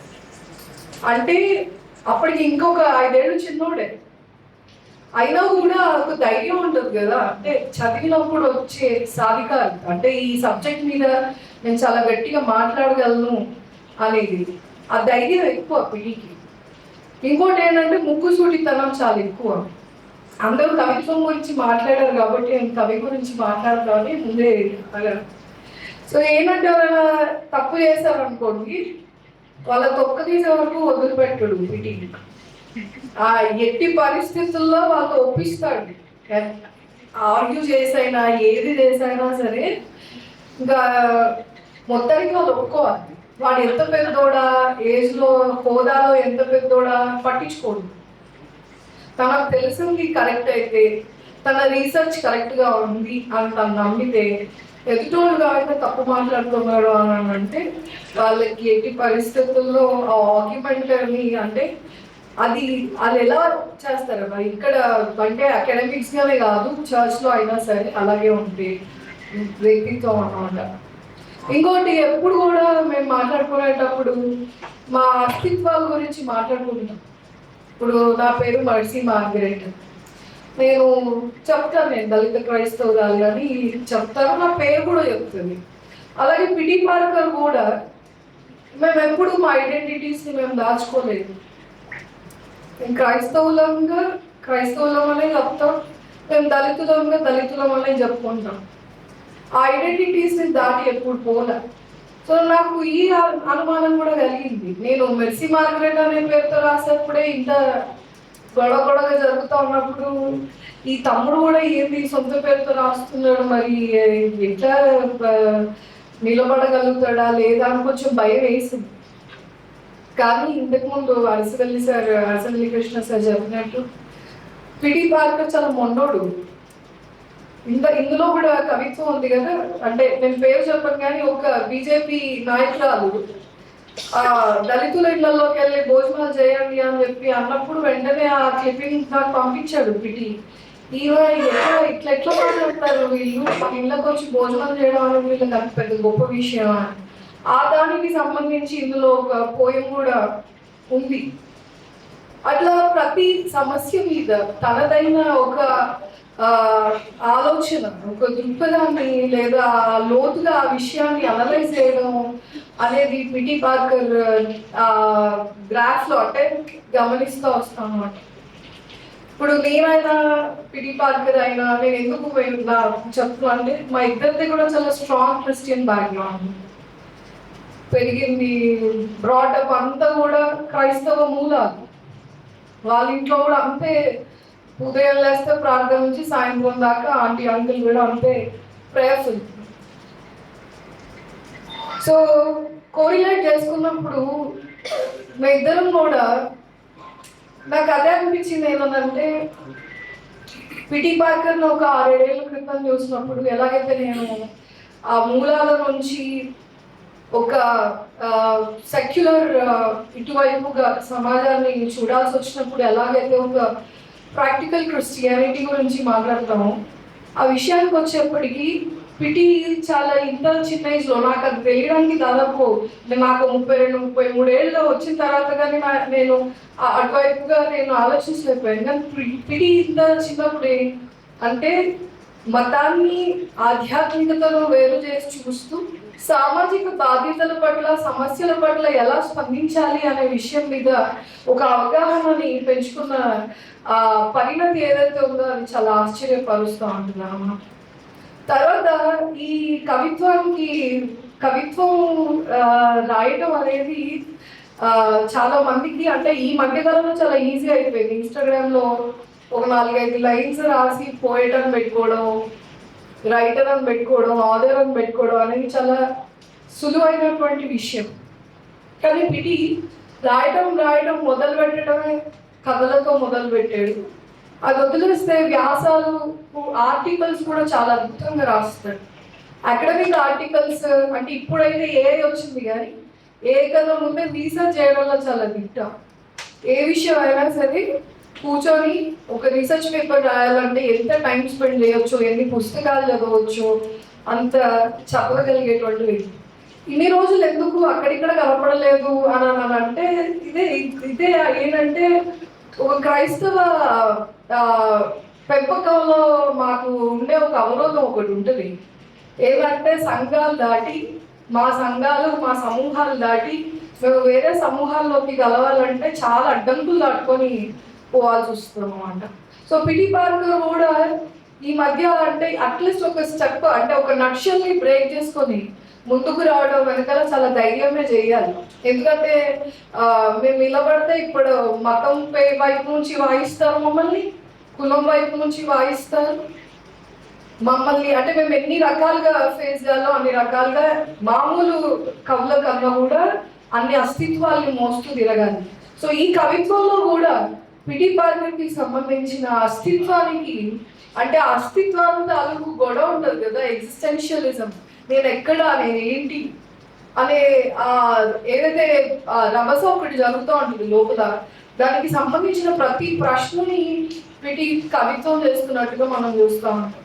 నేను ఎవరు, నేను ఇక్కడ ఎందుకున్నా, నేను ఇది ఎందుకు చేయాలి, అదే తత్వవేత్తలు అడిగిన ప్రశ్నల్ని అంటారు కదా, ఇంకా పుట్టిన తర్వాత ఇప్పుడు నెక్స్ట్ ఏంటి, బ్రతకడం అవసరమా, ఆల్రెడీ ఇలాగే ఉంటుందని జీవితం డిసైడ్ అయిన తర్వాత ఇంకా బతకడం దేనికి, ఇలాంటి ప్రశ్నలు వస్తూ ఉంటాయి కదా. ఆ ప్రశ్నలన్నిటికీ సంబంధించి తనదైన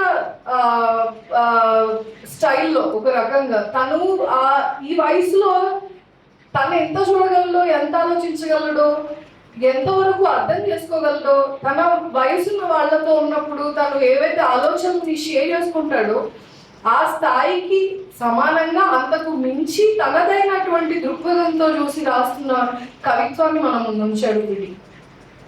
ఎక్కడో చందమామ అంటే అక్కడ ఇప్పటి వరకు వచ్చిన కవితల్లో అంటూ పాతబడిన లాంగ్వేజ్, పాతబడిన వస్తువులు, పాతబడిపోయినటువంటి కవిత్వ వస్తువులు ఇంకా రాస్తున్నారు. అరిగిపోయిన వస్తువులనే తీసుకొని మళ్ళీ మళ్ళీ రాస్తున్నటువంటి ఈ టైంలో పిడి పార్కర్, నేను ఫేస్బుక్లో కూడా రాసింది, ఒక కొత్త కవిత్వానికి తెరదీశాడు.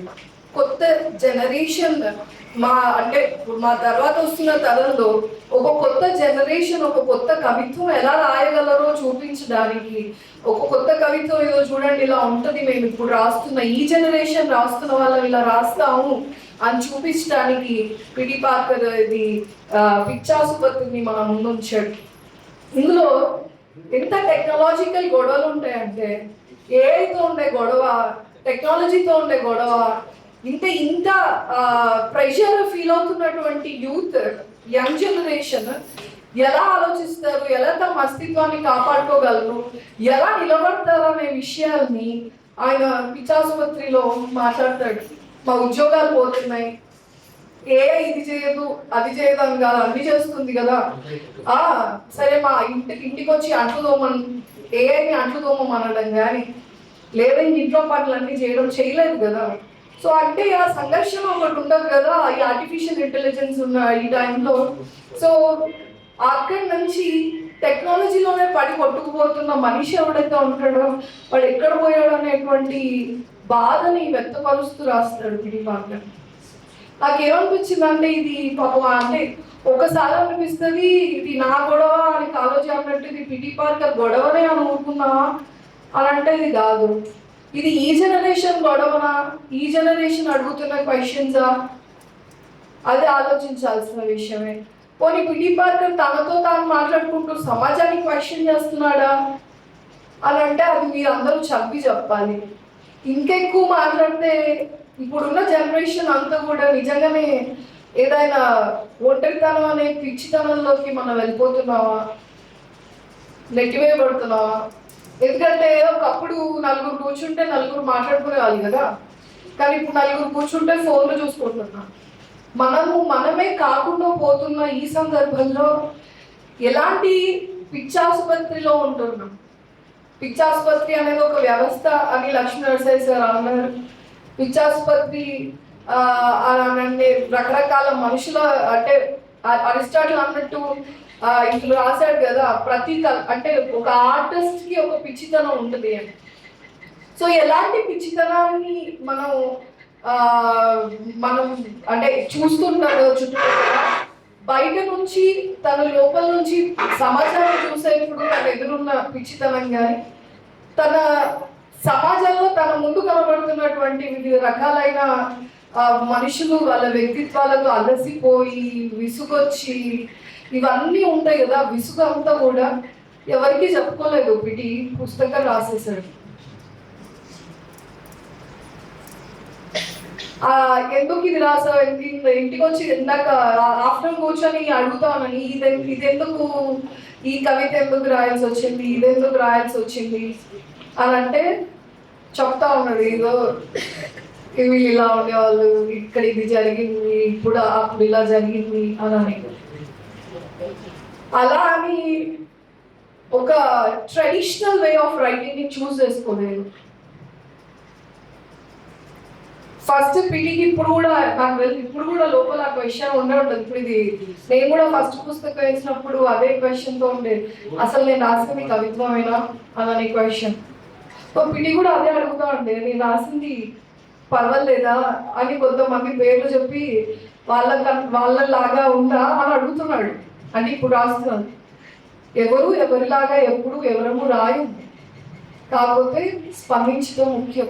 ఇక్కడ మీ అందరూ ఉన్నారు కదా పిల్లలు, అది కవిత్వమా, కథమా, వ్యాసమా ఏదో వదిలేస్తే ముందు రాయడం అనేది ఇంపార్టెంట్ అన్నమాట. మిమ్మల్ని మీరు ఎక్స్ప్రెస్ చేసుకోవడం ఇంపార్టెంట్. అది ఏ ప్లాట్ఫామ్, ఎలా రాస్తున్నారు అనేది కాకుండా. అయితే ఈ పిచ్చాసుపత్రి పుస్తకాన్ని నాకు తెలిసి ఇందులో చాలా బలంగా పిడి పార్కర్ వాళ్ళ అన్నయ్యకి ముందు, వాళ్ళ అన్నయ్య తర్వాత ఉన్న ట్రాన్స్ఫర్మేషన్ ఒకటి ఉంటుంది కదా, దాన్ని చాలా స్ట్రాంగ్గా ఇందులో రాసుకుంటాడు. వాళ్ళ అన్నయ్య మరణం పిటి పార్కర్ని చాలా క్వశ్చన్స్ని డీల్ చేయడానికి పురిగొల్పాను. ఒక్కొక్క క్వశ్చన్ అంటే వాళ్ళ అన్నయ్య హాస్పిటల్లో ఉన్నప్పుడు నాకు తెలుసు వాళ్ళు పిటి చాలా అంటే చాలా ఎక్కువ మానసికంగా స్ట్రగుల్ అవుతున్నాడు. అప్పుడు ఆ టైంలో సో 2 minutes కంప్లీట్ చేసేస్తా.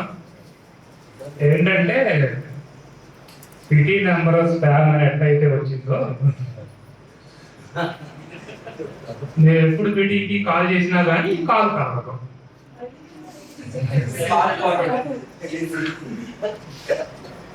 సో పిటిని కలవాలంటే డైరెక్ట్ మేము ఇంటికి వెళ్ళాలి. ఆయన కాల్ చేసి వెళ్ళకూడదు, కాల్ చేసినా కాల్ కలవదు. సో అలా ఇంటికి వెళ్తుంటాం అన్నమాట పిటి వాళ్ళ ఇంటికి. నేనైనా కానీ పని అయినా కానీ మా మిత్రుడు.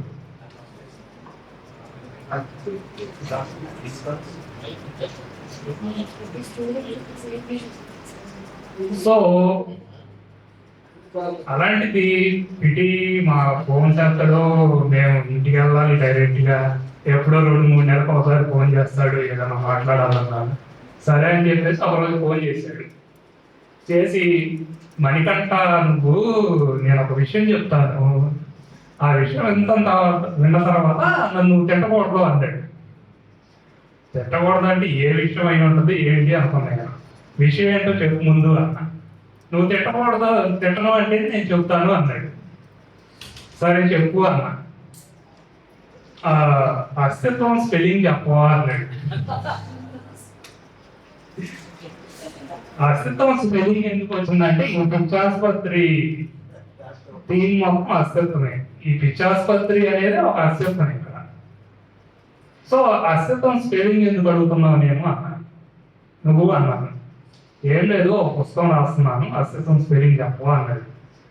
ఏం లేదు అప్ప, ఆస్తిలో స్త్రీ ఉంటుంది కదా, ఆ ఆని ఫస్ట్ ఆ చేస్తే అదే అస్తిత్వం అవుద్ది అన్నా. అవునా, నేను అలా రాయటం లేదు, నా ప్రెస్ నోట్లో దాకేంత దావత్తు పెట్టి వచ్చేస్తున్నాను ఇప్పుడు దాకా అన్నాడు.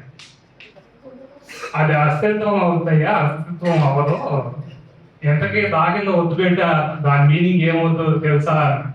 తెలీదు అన్నాడు. అస్థి అనేది మనిషి శరీరంలో ఒక పార్ట్ ఆయన. ఆ పార్టీ ఎలా అయితే బతుకైందో దాని యొక్క తత్వమే అస్తిత్వం అని చెప్పాడు. అవునా, నేను మన ప్రెస్ నోట్లలో చాలా నోట్లలో ఇలానే రాస్తుందనే అన్నాడు. అలా రాయకూడదు, ఆస్తిలో స్త్రీ ఎలా అయితే రాస్తావో అలా రాయాలి అన్నా. సో అలా స్టార్ట్ అయింది ఈ పిచ్చాసుపత్రి ట్రైనింగ్ అనేది. తర్వాత నేను కనేంద్రరాజు ఈ బుక్కి ప్రూఫ్ రీడర్స్గా ఉన్నాను. పని 2 days లో పూర్తి చేసి ఇచ్చేసాడు ప్రూఫ్ రీడింగ్. 37 కవితలు ఉంటాయి ఈ బుక్లో జనరల్గా. సో నేను ఫస్ట్ డే ఒక 15 కవితలు ప్రూఫ్ రీడ్ చేసి ఇచ్చారు పిటికి. చదివాడు, బాగానే ఉంది, ప్రూఫ్ రీడ్ చేసుకున్నాడు. మళ్ళీ తర్వాత నెల గ్యాప్ తీసుకున్నా. ఈ పుస్తకం లేట్ అవ్వడానికి కారణాల్లో అది కూడా ఒకటి. నెల రోజులు గ్యాప్ తీసుకొని ఆ తర్వాత మిగతా కవితలు పూర్తి చేసి ఇచ్చాను అన్నమాట. సో అలా ఈ బుక్ స్టార్ట్ అయిన తర్వాత ఫైనల్ ఎండింగ్ వచ్చి మీ ముందుకు వచ్చింది ఈరోజు. సో ఇక్కడ ఈ విషయంలో నన్ను కూడా ఇన్వాల్వ్ చేయాలని అనుకున్నాడు పిటి. పుస్తకం పరిచయం చేస్తావా అని అడిగాడు. నేనన్నాను, నేనెందుకు, వేరే వాళ్ళతో చేయించుకోవచ్చు కదా, నువ్వైతే బాగుంటది పుస్తక పరిచయం ఉంది అన్నాడు. సరే పుస్తకం పరిచయం చేయమంటున్నావు కదా, ఈ బుక్ లో ఒక 10 కవితలను తీసుకొని వాటి బ్యాక్గ్రౌండ్ ఎలా వచ్చింది అనేది నేను చెప్తాను, అలా పరిచయం చేస్తాను అన్నా. పుస్తక పరిచయం అంటే అది కాదు, అసలు పుస్తకం లోపల ఏ కంటెంట్ ఉందో చెప్పకూడదు, అలా నువ్వు ఈ పుస్తకం పరిచయం చేయాలి అన్నాడు. లోపల కంటెంట్ చెప్పకుండా నేను ఎలా పరిచయం చేస్తాను అన్నాడు. అది నువ్వే చేయాలి, నీ పది అది అన్నాడు. చాలా టఫ్ టాస్క్, నువ్వే చేయాలి అన్నాడు. బాగానే ఉంది. సరే, మరి ఈ పుస్తకం ఎగ్జిస్టెన్షియలిజం, స్టోయిసిజం, ఫెమినిజం ఇట్లాంటి ఇష్యూస్ మీద డిపెండ్ అయి ఉంది కదా, వీటి గురించి మాట్లాడవచ్చు అన్నాడు. సరే, వాటి మీద చేస్తాను పుస్తక పరిచయం. నెక్స్ట్ రోజు నర్సయ్య గారికి ఫోన్ చేశాడు అన్నమాట.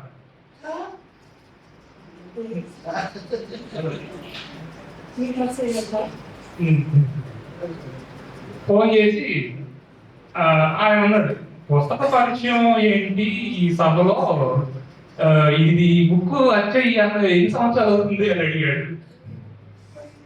ఆయన, లేదు సార్ ఈ రోజే రిలీజ్ అవుతుంది, పుస్తక పరిచయం మరికంట చేస్తారంటే, అలా చేయకూడదు, పుస్తక పరిచయం అనేది ఉండదు. పుస్తక పరిచయం ఎప్పుడు చేస్తారంటే ఆ బుక్ వచ్చిన కొన్నేళ్ళ తర్వాత కవి ఈ రూమ్ లో లేనప్పుడు ఆ కవి గురించి చెప్పడం పుస్తక పరిచయం. పుస్తక పరిచయం చేయకూడదు, ఆ పుస్తకం మీద స్పందన అయితే చెప్పొచ్చు అన్నారు. ఈ విషయం నేను బయట చెప్పాడు నాకు మీటింగ్. ఇది పుస్తక పరిచయం కాదు, స్పందన చెయ్యాలి.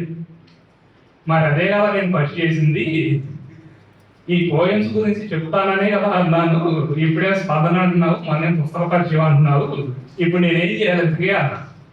స్పందన చెప్పు నువ్వు అన్నాడు. సరే అని చెప్పి స్పందన చెప్తానా.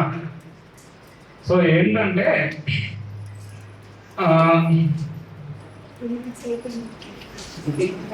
ఓకే సో ఓన్లీ ఒక విషయం గురించే మాట్లాడాలి, అందరూ మాట్లాడేశారు అన్ని కవితల గురించి. సో ఈ కవితలో ఒక్కొక్కరికి ఒక్కొక్క పర్స్పెక్టివ్ లో కనిపిస్తాయి. ఇక్కడ ఈ పుస్తకంలో అహం బ్రహ్మస్మి అని చెప్పేసి ఒక కవిత ఉంటుంది.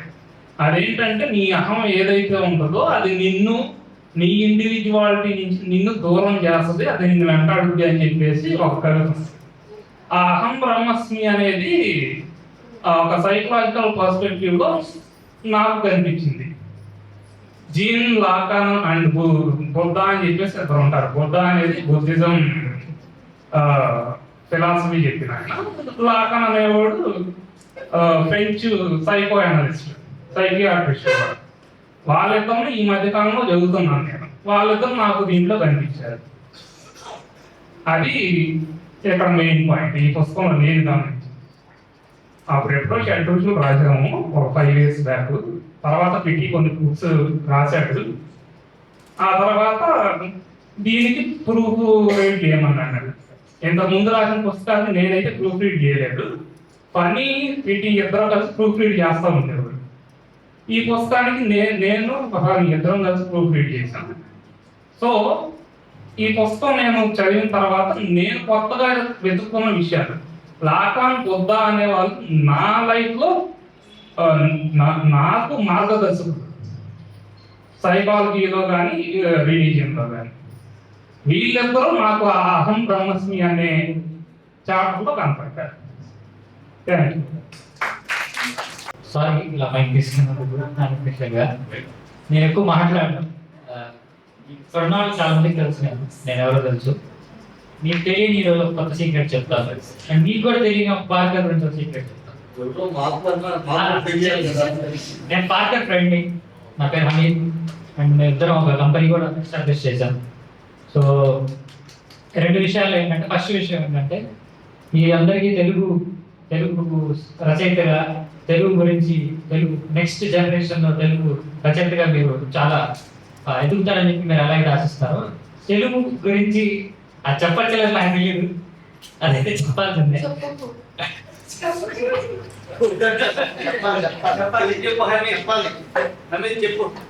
సరే, డైరెక్ట్గా చెప్పాలి, డైరెక్ట్గా.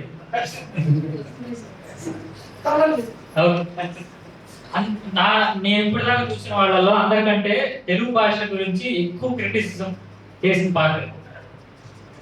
అది ఎందుకు అనేది నేను చెప్పను ఇప్పుడు, కానీ ఒక చిన్న ఉదాహరణతో చెప్పాడు.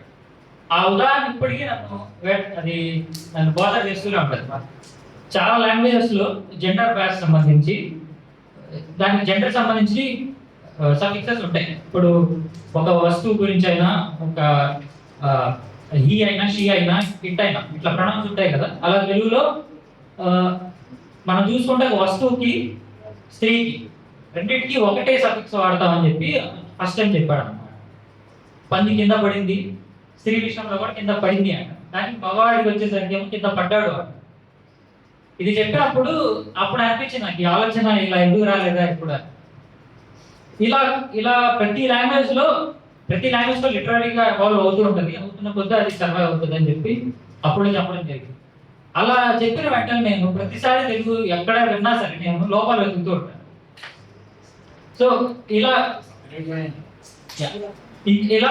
నాకు నేను అసలు ఈ బుక్ లాంచ్ వీటికి వెళ్ళను. దానికి కారణం కూడా పార్కర్. ఫస్ట్ టైం ఒక బుక్ లాంచ్ తీసుకెళ్ళాడు, అది ఎలా ఉంటుంది అని అప్పుడే చూసాను. చాలా బోరింగ్ థింగ్ అనేది అప్పుడు నాకు అర్థమైంది ఫస్ట్ లాంచ్. దాని తర్వాత నన్ను మన పని తీసుకెళ్ళాడు. ఎందుకంటే ఫస్ట్ టైం నాకేం అర్థం కాదు. చెప్పండి, పని తీసుకెళ్ళాడు. అలా అలా నాకు చాలా ఆసక్తిని క్రియేట్ చేసి ఇంత స్వచ్ఛమైన తెలుగు చాలా రోజులతో ఇప్పుడే కన్నా. అదే లేదు, ఈ సభ ఒక్క నిమిషం కూడా మిస్ చేయకుండా ప్రతి సెకండ్ విన్నాను. ఇప్పుడు రెండో విషయం ఈ పిల్లల గురించి. ఓకే, వీళ్ళకి తెలియాల్సిన సీక్రెట్ మీ అందరికీ. నాకు పార్కర్ ఎలా పరిచయం తెలియదు. సో మేము ఒక క్లబ్ హౌస్ అనే ఒక యాప్ ద్వారా కలిసాం. మన మెర్సీ మార్కెట్ అక్కడ చెప్పినట్టు అక్కడ పరిచయం. నేను చాలా పాలిటిక్స్ అంటే ఏదో తెలియదు, జస్ట్ ఒక అబ్జర్వర్, ఒక రియాక్ట్ అవుతూ ఉంటాను అంతే. సో పుస్తకాలు, సమాజం, ఫిలాసఫీ, ఐడియాలజీ, పాలిటిక్స్ వీటన్నిటిని పరిచయం చేసింది మా ఒక group, club house group. So నేను ఒక రియాక్షన్ పర్సన్. అప్పుడు ఏదైతే జరుగుతుందో, ఇప్పుడు వీళ్ళు మెన్షన్ చేసినట్టు ఇస్లామోఫోబియా అవ్వచ్చు, కులం అవ్వచ్చు, ఇవన్నీ నాకు తెలియని సబ్జెక్ట్, ఒక టెక్స్ట్ బుక్ టాపిక్స్. కానీ మీరు ఈ పుస్తకం, ఈ పిచ్చాసుపత్రి చూసినా, ఇంతకుముందు పార్కర్ చెప్పేది చూసినా, అవన్నీ చాలా రియలిస్టిక్గా ఉంటాయి. ఏమి ఫ్యాంటసీ అనేది ఉంటుందా, రియలిస్టిక్ అంటే ఇంకా చాలా దగ్గరగా చూసినట్టే అనిపిస్తాయి. ఇప్పుడు మీరు చెప్పిన కవిత్వాలన్నీ నాకు ఎప్పుడు పార్కర్ నోట్తో వినేవి, చూసేది. సో మీకు ఆ సోర్స్ ఎలా తెలియదు, కానీ ఇక్కడ ఉన్న చాలా మంది కూడా తెలుసా ఈ కవిత్వాలకు ఉన్న రూట్ కాజ్ ఏంటి. ఇవన్నీ మేము జనరల్గా చేసిన కామెంటరీ అన్నమాట, మా సంభాషణ. అండ్ యువతలో ఇట్లాంటి సంభాషణలు తీసుకురావడం అనేది ఒక చాలా పెద్ద టాస్క్. అది పార్కర్ చేయగలిగారు. ఇక్కడ చాలా మందికి ఈ సబ్జెక్ట్ గురించి ఐడియా లేదు, కానీ ఇట్లాంటి సబ్జెక్ట్ కాన్వర్సేషన్స్ తీసుకురావడం అనేది నేను చాలా స్ట్రగుల్ అయ్యాను. ఇలాంటి కాన్వర్సేషన్ నాకు భయం. ఆయన ముస్లిం అని ఇనిషియేట్ చేస్తే మెర్సాకి తెలుసు, ఇద్దరం అప్పుడు విక్టిమ్స్ అన్నమాట. సో ఇట్లా ఒక ఐడెంటిటీ పట్టుకొని మాట్లాడటం అనేది ఎంత ధైర్యమైన టాస్క్ అనేది అది పార్కర్ నుంచి చూసే నేర్చుకున్నాను. అదొక స్ఫూర్తి అని కూడా చెప్పచ్చు. So I'm really proud of him. నాకు తమ్ముడు లాంటివాడు, మా అమ్మ నాన్న లాంటివాడు. So I have traveled with him for last 6 years, so every moment is cherishable. And he also gave me you guys, so which is like my stress relieving and a lot of things. So thank you again for this opportunity. మెర్సాకి కూడా చెప్తానే ఉన్నా, అక్కడ నన్ను ఎవరు తిట్టరు కదా, తిట్టినా పర్లేదు, okay.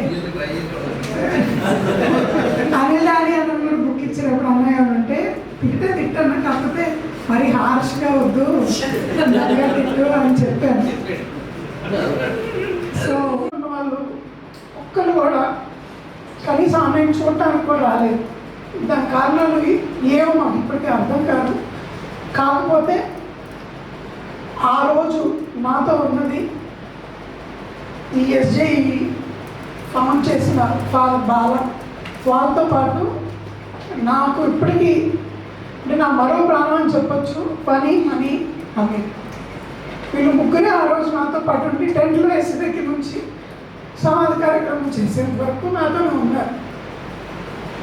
అప్పుడు సంఘర్షణతో బిగినైన ఇది ప్రతిరోజు నైట్ నిద్ర పట్టినప్పుడు ఏవో వాక్యాలు వస్తూ ఉంటాయి. నిద్ర పట్టదు, అమ్మకు చెప్పలేను, అమ్మకు చెప్తే మమ్మీ ఆల్రెడీ డిప్రెషన్లో ఉన్నారు, ఏం చేయాలో అర్థం కాని పరిస్థితుల్లో ఏదో రాసుకుంటూ ఉండేవాడిని. మా అమ్మ వచ్చి మధ్యరాత్రుల్లో ఏం పడుకోకుండా ఏం చేస్తావు, ఫోన్ చూస్తూ ఉంటాను. నేను ఫోన్లో రాస్తానని తెలియదు.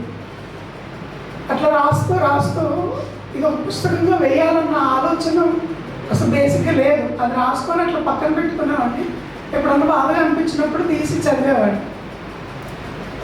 అది వెయ్యాలి అని ఎప్పుడు అనిపించిందంటే ఇంకా ఒక రకమైన వెలివేత అనుభవిస్తున్నప్పుడు నేనేం తప్పు చేశాను అసలు, what mistake did I do అనేది ఇప్పటికీ ఆలోచిస్తూ ఉంటా. ఫస్ట్ నా మైండ్లో వచ్చింది అన్నయ్య చనిపోయినప్పుడు. ఇప్పుడు నాకు చుట్టాలు ఇంతమంది, అంటే చుట్టాలు అందరూ అని నేను చెప్పట్లేదు, అంటే ఎవ్రీబడి ఈజ్ బ్యాడ్ అని చెప్పలేదు.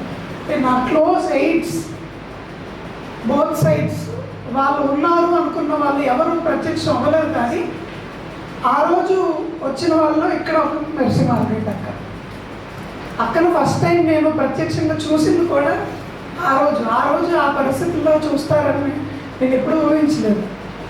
అక్కను ఫస్ట్ టైం ఒక కర సమ్మేళనంలోనే ఎక్కడో చూస్తాను అనుకున్నాను. కానీ అన్ఫార్చునేట్లీ ఆ రోజు చూడాల్సి వచ్చింది. అక్కడ బిగిన్ అయింది ఆల్మోస్ట్ అక్కడతో క్లోజ్గా నా ప్రయాణం. అప్పటి నుంచి రాసుకుంటూ వచ్చిన కవితలే ఈ పుస్తకం అయ్యింది.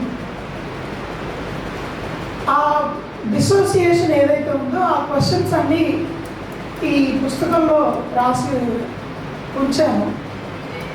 అప్పుడు వచ్చిన ప్రశ్న ఏంటంటే, ఆనెస్ట్లీ చెప్పాలంటే అన్నయ్య చనిపోయినప్పుడు వచ్చారు, చాలామంది వచ్చారు. కానీ ఇప్పటికీ నా మైండ్లో ఉన్న క్వశ్చన్ ఏంటంటే, నేను చనిపోయాక ఎంతమంది వస్తారు? I don't know why.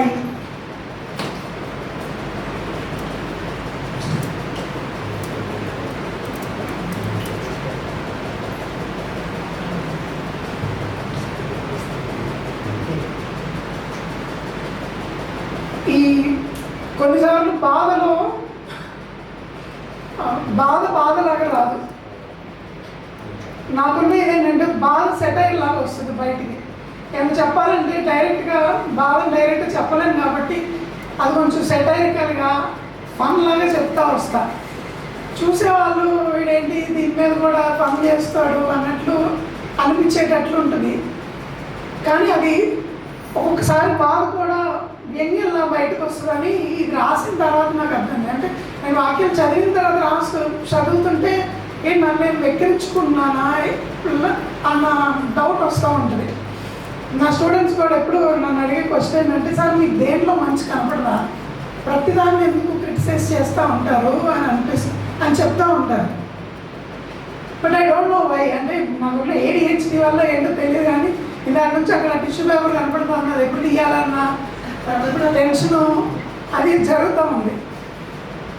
అట్లాగే ఈ లైఫ్లో కూడా అది జరిగిన తర్వాత ఏమైపోతుంది అన్న భయం వచ్చి రాసిందే ఈ పుస్తకం.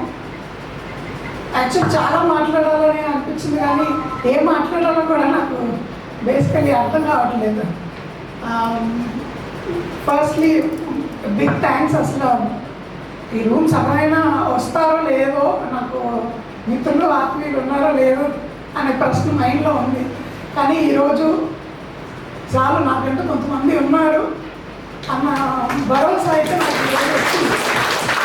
నైట్ ఆఫీస్ 9 కావస్తున్నా నా కోసం ఇంతసేపు ఉన్నారంటే రేపు ఏం జరిగినా కూడా నా కోసం వస్తారని నాకు నమ్మకం ఉంది.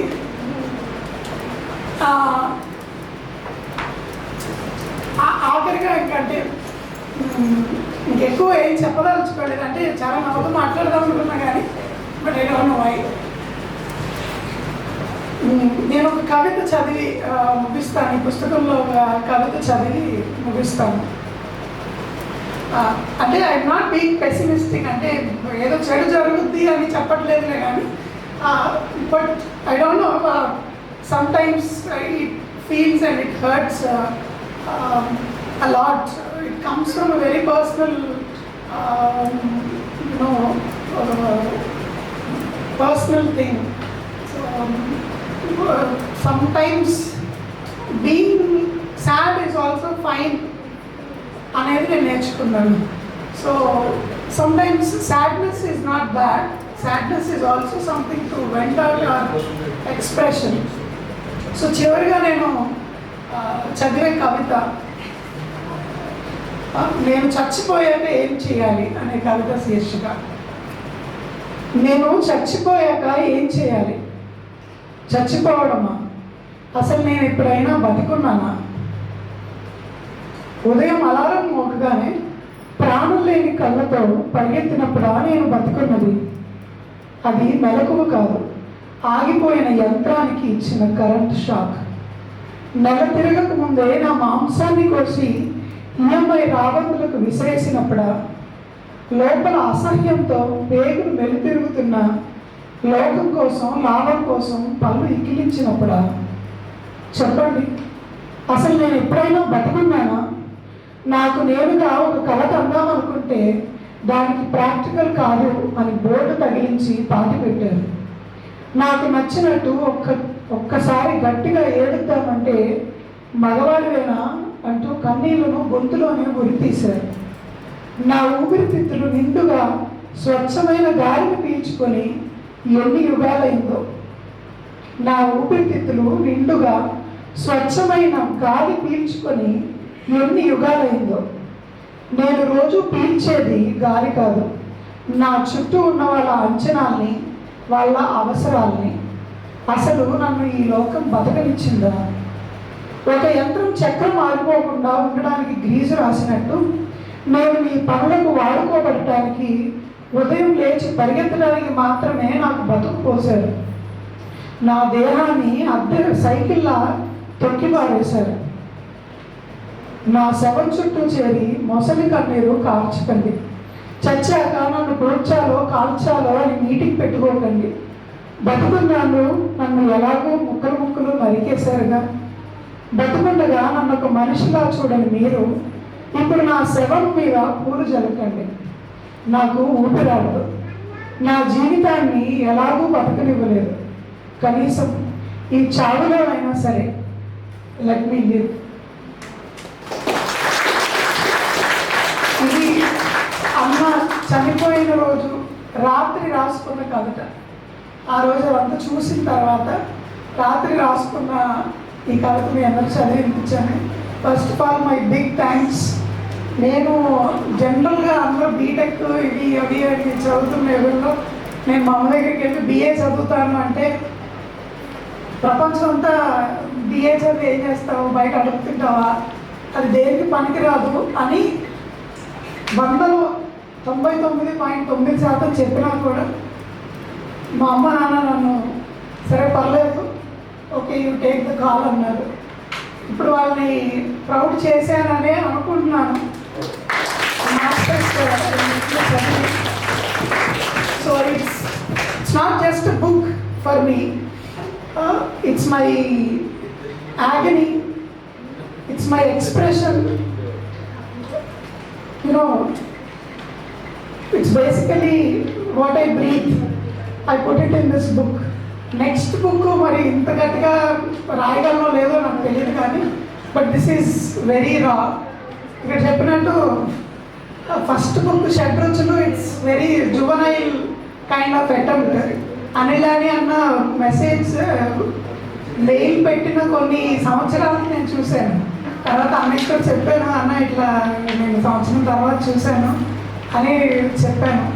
ఫస్ట్లీ ఆల్ ద గెస్ట్, అంటే నేను ఎవరో తెలియని వాళ్ళు, అంటే కంప్లీట్గా నేను ఎవరో తెలియని వాళ్ళు ఉన్నారు, కానీ జస్ట్ నన్ను నా పుస్తకాన్ని ప్రేమించో లేకపోతే నన్ను ప్రేమించి ఇంతసేపు అంటే నా పుస్తకం చదివి దాని గురించి చెప్పడం మామూలు విషయం కాదు. Because they are big poets and they are big people in the literary world. But నాలాంటి చిన్నవాడిని ప్రోత్సహించినందుకు I'm very very grateful, thankful. And I remember this for life. It is a lifetime moment for me. And మా కాలేజ్లో faculty వచ్చిన వాళ్ళందరికీ, దయాకర్ సార్కి, కోలశేఖర్ సార్కి my special thanks. And our SJ staff, ఈ అరేంజ్మెంట్స్ అన్నీ చేసి మా పిల్లలు అందరూ కలిసి మా పిల్లలకు ఒకసారి గట్టి క్లాస్ చేస్తారు.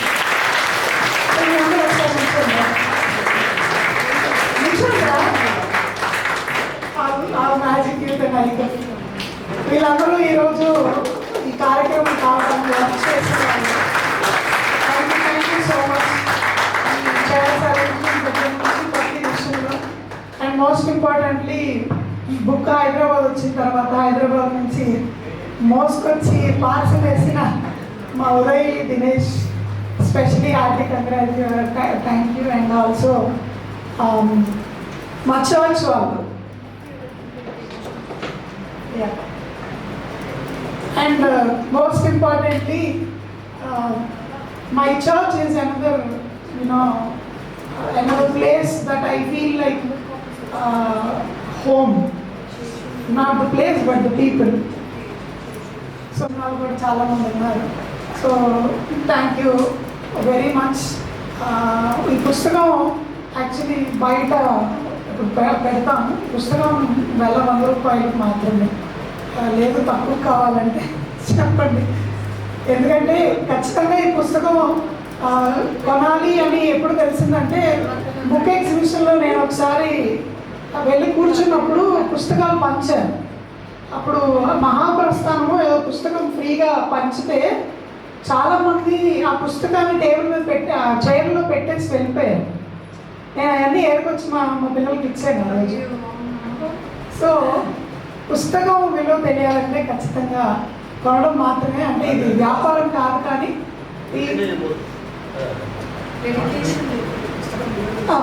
సో దిస్ బుక్ ఈ మొదటి పేజ్లో ఆల్రెడీ రాయడం జరిగింది. This book I have dedicated to my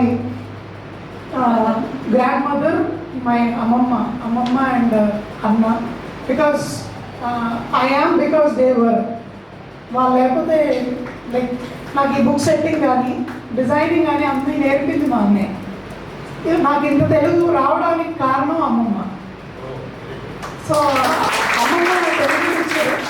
and also అమ్మమ్మ దగ్గర ఉన్నప్పుడల్లా సెలవుల్లో కూర్చోబెట్టి ఆంధ్రక్రైస్తవ కీర్తనలు ఖచ్చితంగా ఒక పాట నేర్పాను.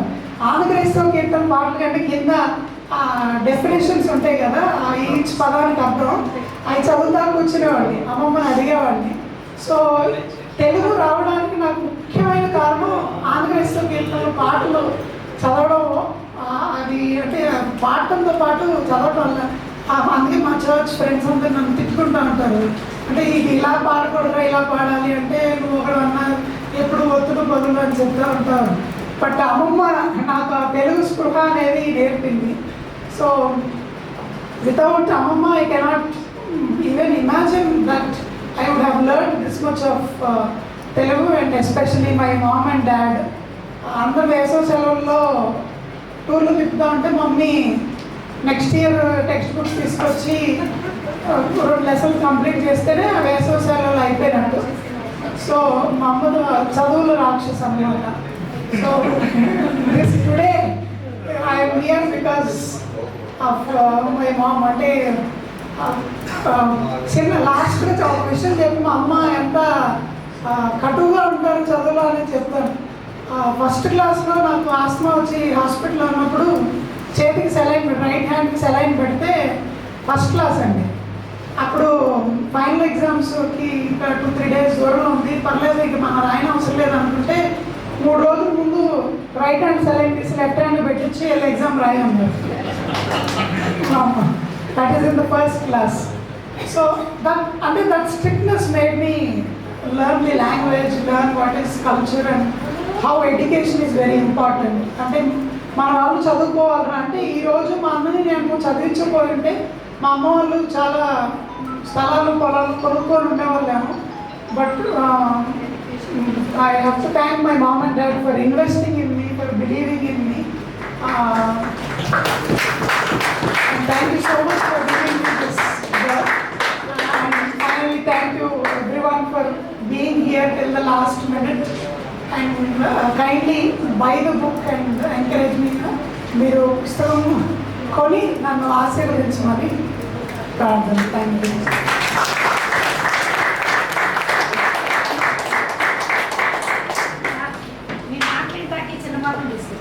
నాకెవరు లేరని చెప్తున్నారు కదా.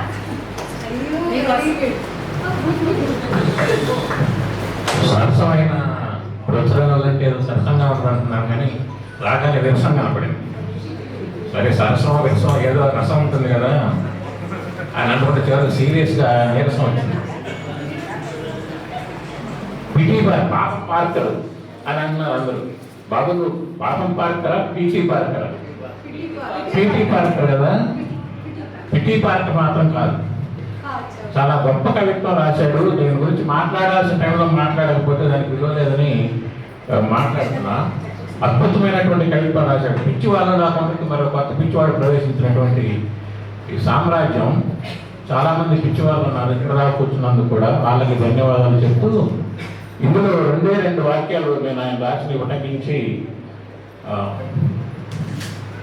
తల్లిదండ్రులు వచ్చారండి. ఒకసారి వేసినప్పుడు సార్, ఒక్కసారి వేసినప్పుడు ప్లీజ్. పిటి పార్కర్ లాంటి అద్భుతమైనటువంటి కవిగా నందుకు మీకు వందనాలు తెలియజేస్తున్నాను. చదివించిన లైన్లు, మురికివాడల గుమ్మం ముందర రాజకీయ రంగుల జెండాలు కాదు, రేపటి పొద్దున కులం లేని పొద్దుతిరుగుడు పువ్వు పూయాలి, వడ్డించేవాడి అహంకారం చావాలి, తినేవాడి కళ్ళల్లో కృతజ్ఞత ఉన్న మేమంతా ఒక్కటే అన్న తిరుగుబాటు గెలవాలి. ఇటువంటి అద్భుతమైనటువంటి లైన్స్, చాలా మంది ఎదురు చూస్తున్నటువంటి లైన్స్ ఈ టైంలో అద్భుతంగా రాసిన పిటి పార్కర్కి ధన్యవాదాలు తెలుపుకుంటూ ఇప్పటిదాకా ఉన్నందుకు మీకు కవిత్వం మీద